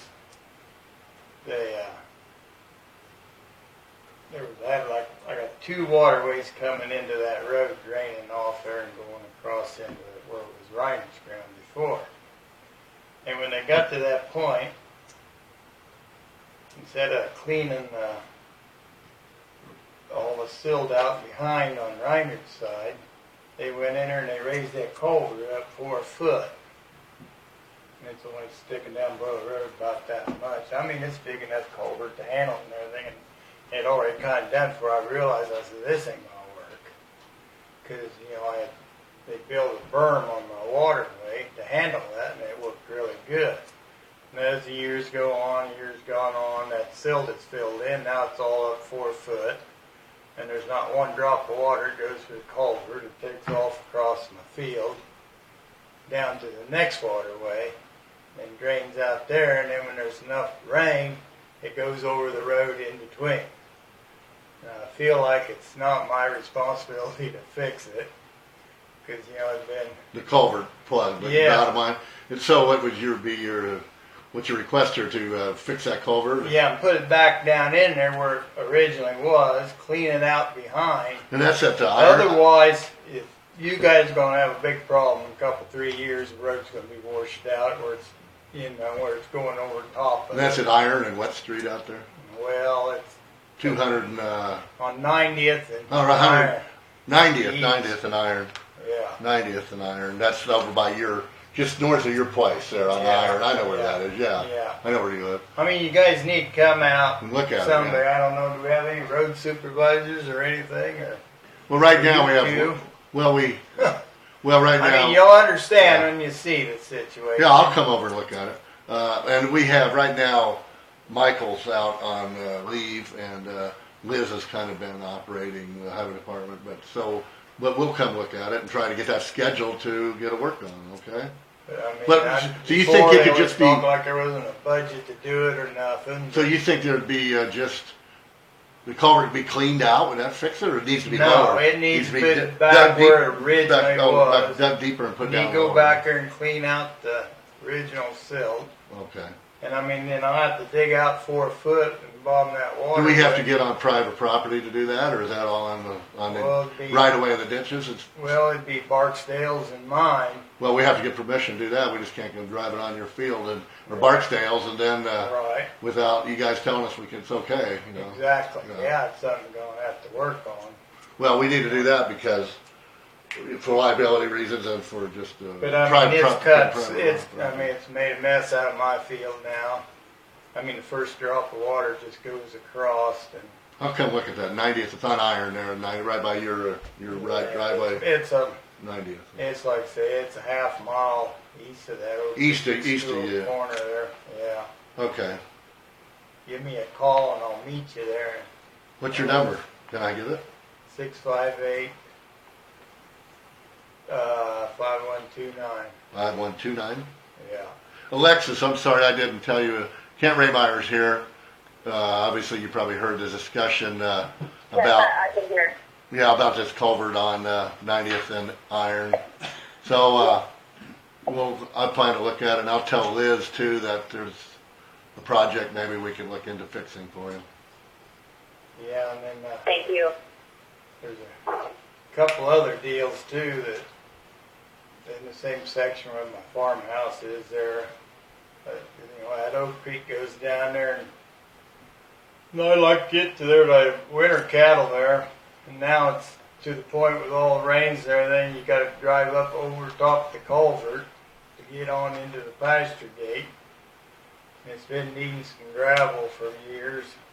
That's on 90th? No, that's back. It's kind of on 90th. Be right west of 90th. And there's. Is that a county road or? Yeah, it's Okay. a county road. Okay. They're on top of that hill. I know where you're at. I'll come look at it. And between that hill and the farmhouse there, county staked it for the last 5 years. There's a hunk of culvert missing out of there, and they just keep pushing gravel over it, so you don't have a wreck there. I mean, they know it. I mean, why don't somebody do something about that? Just do culvert, you think? Well, it just needs one added on, a little dirt work. Yeah. I'd like to build some fence along there one of these years, and maybe be fixed up before you do it. Well, I'll check. Somebody's going to drop off into it sometime.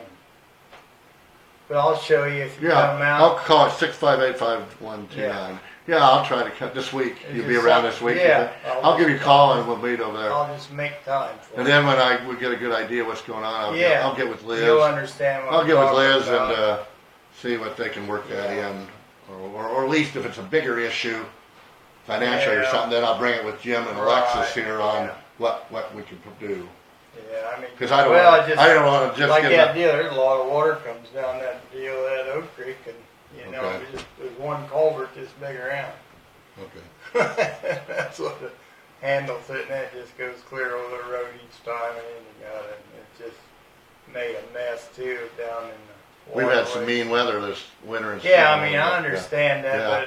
but no, it's been an issue all the time that way. It just never was a big enough deal to handle the water. Okay. There just needs something. But Well, I'll come- just show you.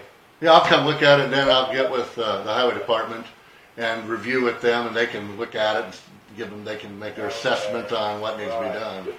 Yeah, But we're like trying I to say, get- you need Mr. to get all Reinert that said that he Barksdale. brought this to the attention of the highway department. When was that? What was it? What, Alexis? I'm sorry. I was just wondering, he said he had already brought this to the attention of the highway department. When was that?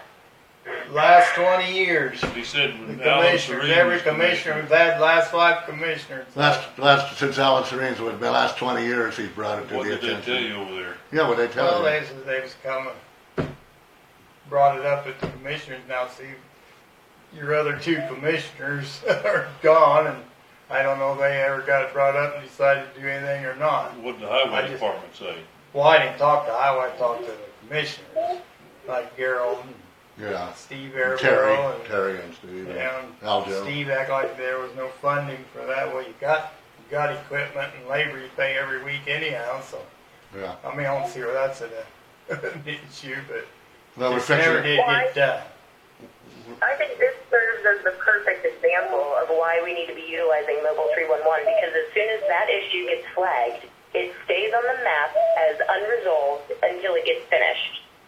Yeah, ought to be in the notes somewhere, but. Well, the 311. But I did it personally I had the commissioner, they come like, Gerald looked at it, and Right. Steve Airborough looked at it, and just never got done. Okay. Well, maybe we can help you here.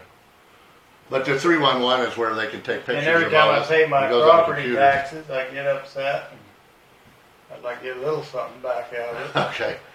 Well, I'll come look at it this week. I'll call you, and then All right. well, be I'll around. try to take pictures. I'll take Right. pictures and give them to the highway department, and maybe we can. Thank you for bringing it to our attention. Yeah. Okay, yeah. You have anything else?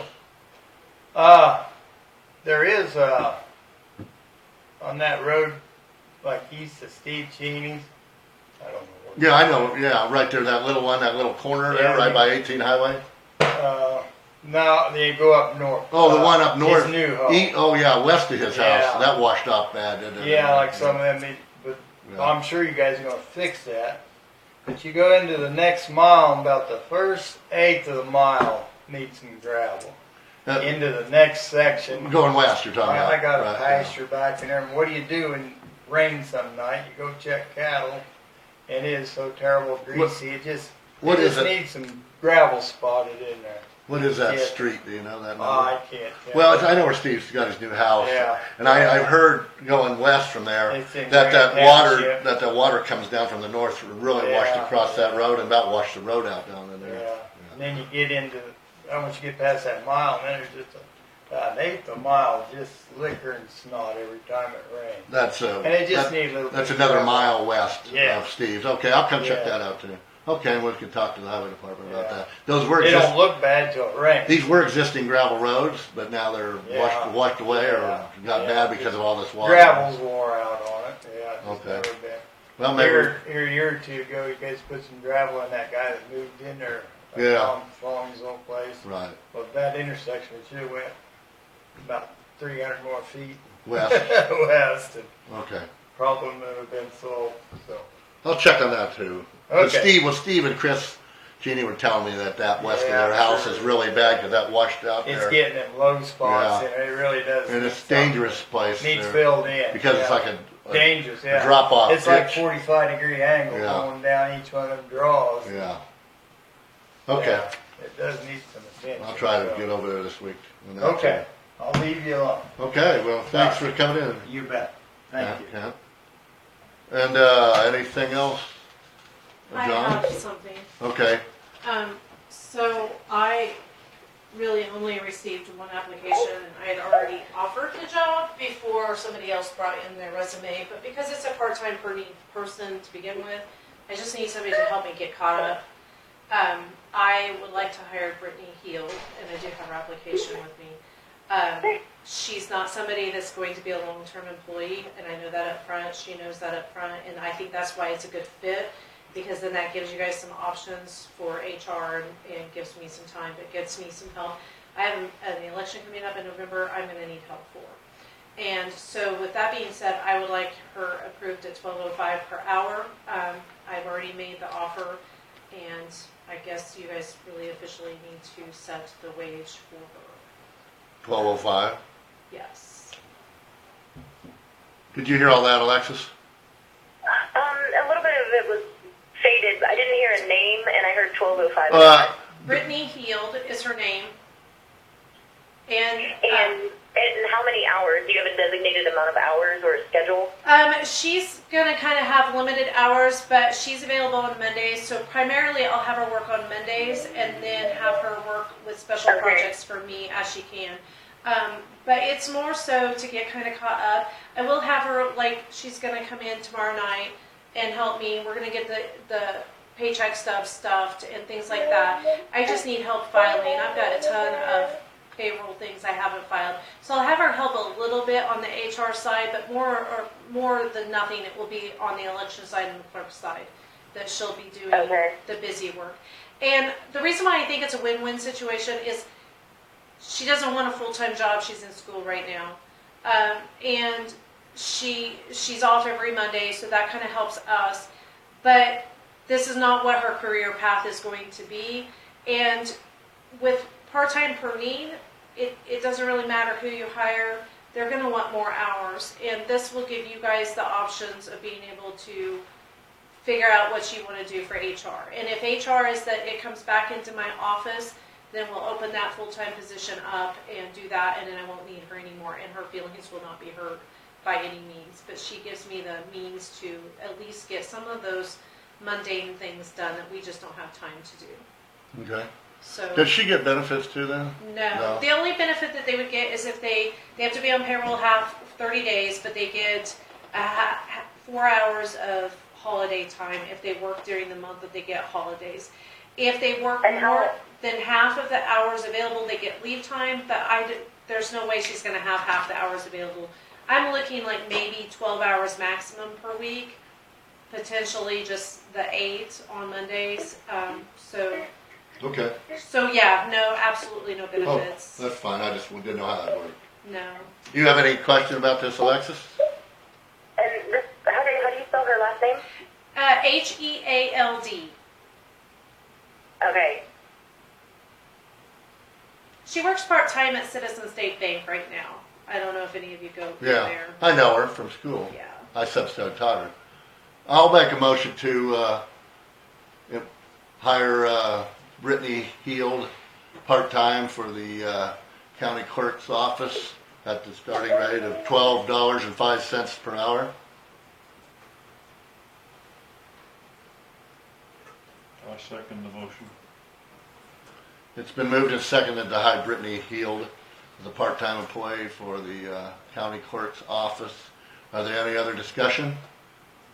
I guess I just want clarification that this is not to fill the HR position that we have yet to reestablish. No, this is just a part-time per need position for me. So I will Just only for the have clerk, her work when I okay. need her. As the clerk sees fit in her own office, regardless if it deals with HR issues, it's not the actual HR position, as long as we're clear on that. Correct. That's what Don says. That's correct, and we understand that. It's just part-time to help her in her office for a short time. It won't be an HR type of position. No. But- Okay. Probably more along the lines of what a payroll clerk would do, just the menial filing. Payroll clerk type of a job. Okay. So moved and seconded again to hire Brittany Heald as a part-time employee for the county clerk's office.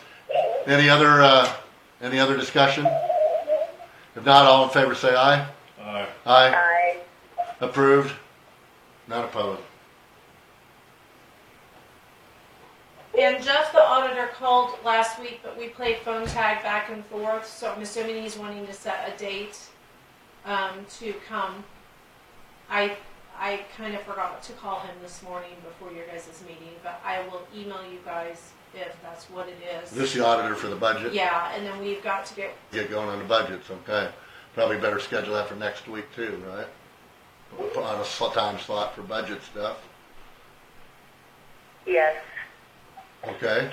even if you guys go back to your department heads and say, if your budget increased more than I think it's 1.4%.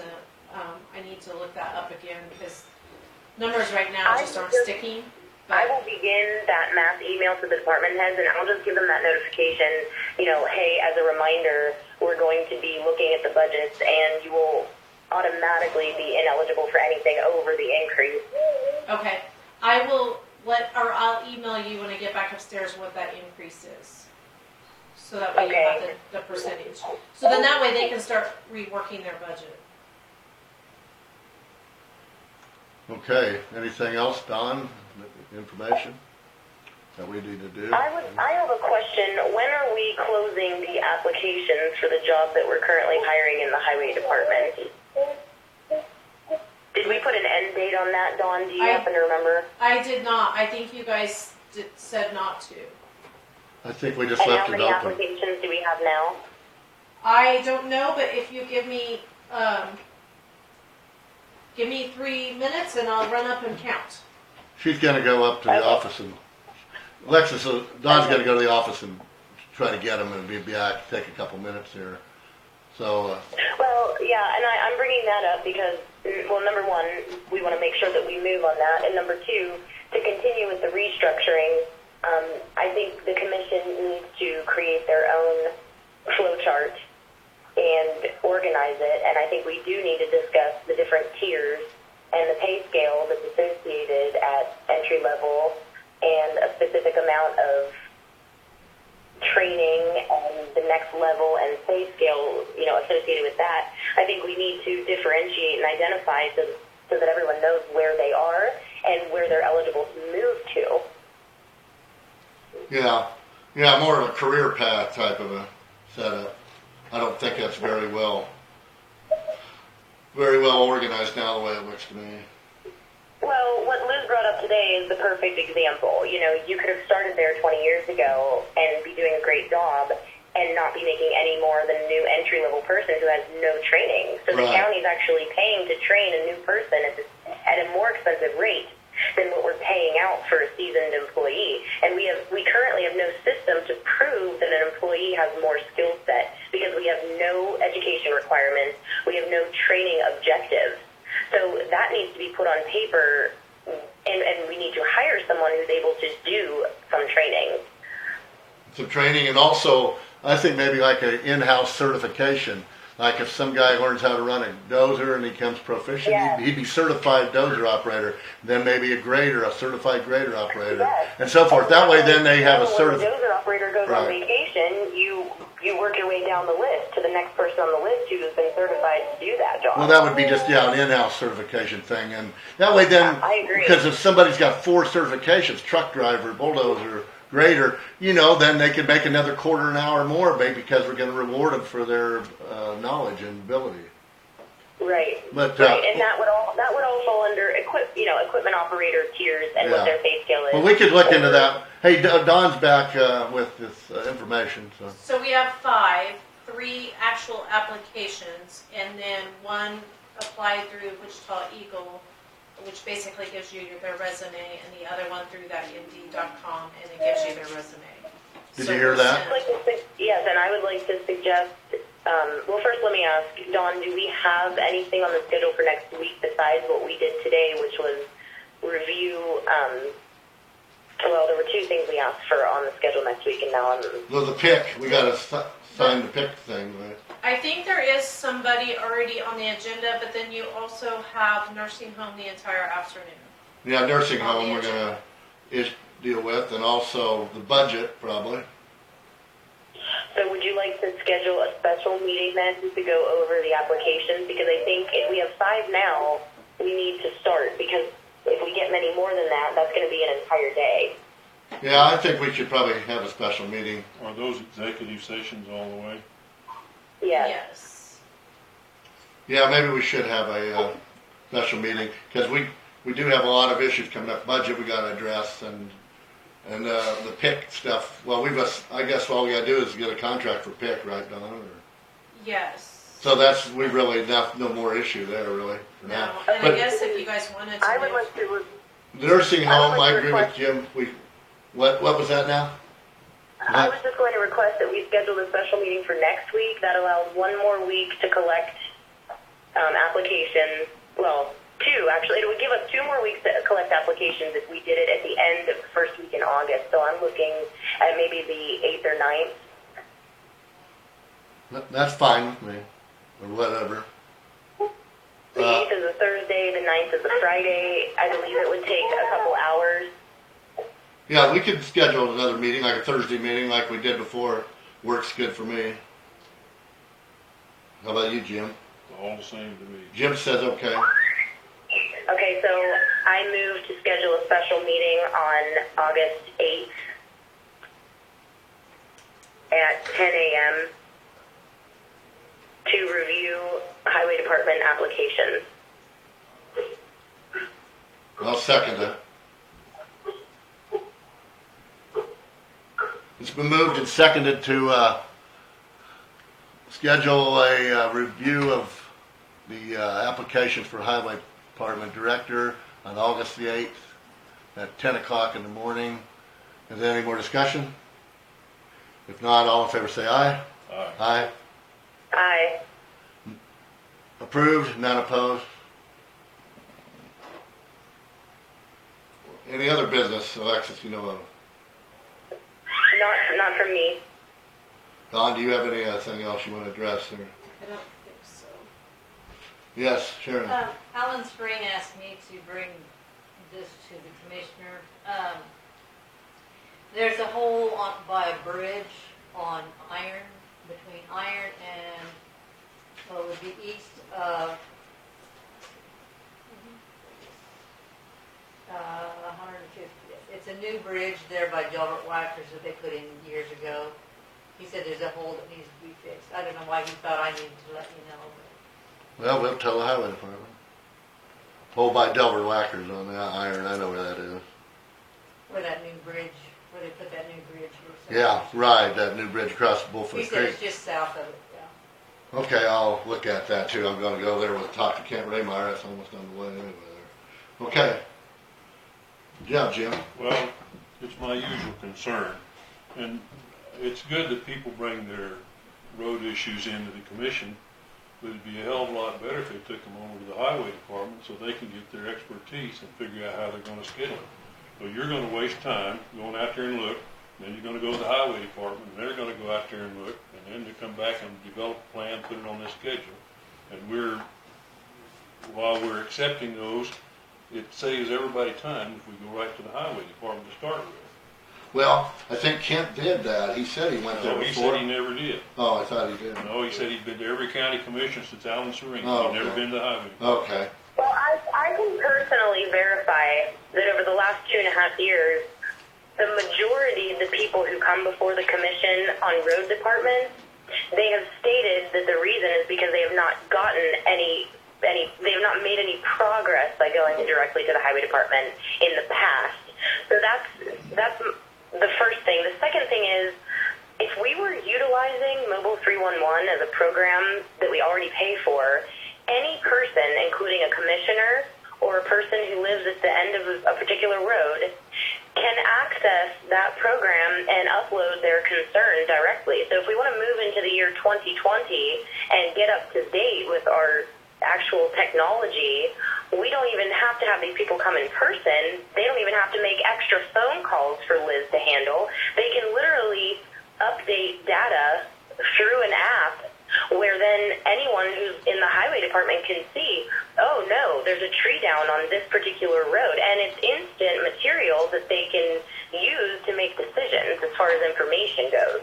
You mean the general public? I agree, Yes. and that's where all this needs to go, is the highway department first. I agree, Jim. And then if you can't get it done, then you can come over here, but they are the ones that fix it.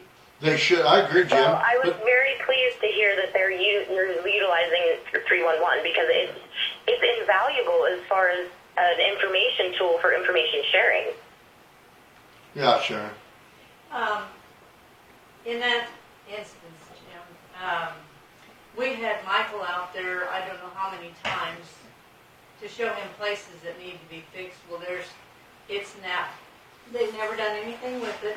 It's now ruined our waterways, and in the other place where before they ever put this new culvert in, we told them that was not going to work, and they said, oh yeah, it will, because they had it engineered.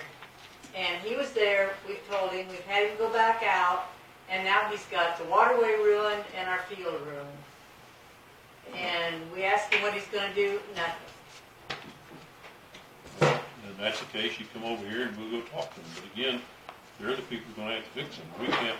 I agree, Jim. That's the right, correct process it should go through. But it seems like, It doesn't and do Alexis any good. pointed this out, and Sharon pointed this out, we haven't been getting the performance directly that we And that was when they first put the culvert in, and that's been several years ago, and I also understand the all bridge. that, but we're trying to rectify that with those 5 things we got. We're trying to rebuild the whole thing. And I agree, Jim, in the the future. whole idea is they're the people who have to fix it, not us.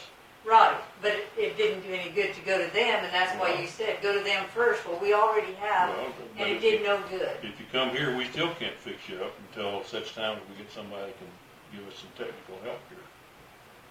I mean, we can't But go over there. But what I'm saying is, you've had him hired all this time. You said go to him, but it didn't do any good to I go to understand him, that. so that's And why we're coming to you. I know your frustration, but I live with it too. But what I'm saying is, that's where you gotta start. In your case, you started over and didn't get anything, so you come here and see what we can do about it. And Randy, while you're out that way, if you wanna come by, we'll show you what that is too. Just give us a call. 150th? Well, right there at our place. Where do you live for sure? I'm not sure. I'm right on 120th. 120th and where? What street? I'm south of Iron. Yeah, 120th and Iron. Okay, I may stop there. Yeah, just give us a call and we'll drive you around and show you. What's what your we number? got. I don't have it either. I'll give you Larry's number. Okay, It's 658-5825. yeah, okay. No, I agree, Jim. You're exactly right. That shouldn't be our job we shouldn't be told to do the highway department's job. I agree 1,000%. But it hasn't been getting done correctly. I know, We have all these, We're in the process of fixing I know. 311 and the new yeah, guys, you're right. and you gotta make the system work. Well, and that's what we're wanting to do. And when it does work, then hopefully they won't come to us with the road issues. They'll go right to the highway department. They'll get them scheduled and they'll do them. And then we don't. I agree, Jim. I wish it would work that way. What you're We wanting. just gotta stay after it. Well, we gotta instruct them to do it. Yeah. Simple as that. You can't go over there and say, fix this road, because they've got a whole county to take care of. And she may have a crisis, but there may be a bigger crisis somewhere else. Well, that's just it. That's, And you know, with But 311. they should be able to tell you that when you go there. And with the 311, like Alexis says, also they can prioritize things. Say you got 20 road issues, but they got to say this is really needed attention because somebody could drive off and kill themselves, right? We got to fix this culvert first. Then that'd be second, third, fourth. Prioritize things, and yours may not be that critical, so it's 10th on the list. So it may not get done for 3-4 months. You know what I'm saying? But we need to do that. Maybe we already do that. Liz kind of showed us paperwork. They already kind of are doing that, I think. I just didn't realize it before. But This is where No, the water's that gonna is be something new that has never been brought before the commission in the 2.5 years that I've been there. yeah, well, I haven't only been here 6 months, Alexis, so I don't know, but yeah. I'm just showing Liz is giving us information, schedules for employees, what they're doing, and I just want, that's good for us, and we know when people downtown ask us, what's these guys doing out here, and then we know, because we got a sheet here. That's all I want to know. I don't want to tell them how to go out and run a grader. I think you got the system under rebuild, and I think it'll work eventually. Yeah, right. I agree too, Jim. We'll get there. Well, anything else, Alexis? Not from me. Well, I think that's, anybody else have any issues? More? Well, I guess then you want to adjourn us, Alexis? You're still the chairman. Sure, I will adjourn us until Monday at 10 a.m. in the commission room. Okay. Oh, Wednesday. What, payroll. Wednesday, we got payroll Wednesday, but for us. Day after tomorrow. Are you going to be back in town, or are you still out there? No, I'm not actually. I extended my stay, so I totally forgot this is the last week of the month. Okay, so Wednesday is payroll, so I apologize. Then we will reconvene on Wednesday. Is 10 o'clock still good? Sounds good to me. 10. Okay. Okay, call in, and if you want, we'll talk to you then. Are we All right, stuck thank you. Are we always stuck on 10 o'clock? I like 9 o'clock.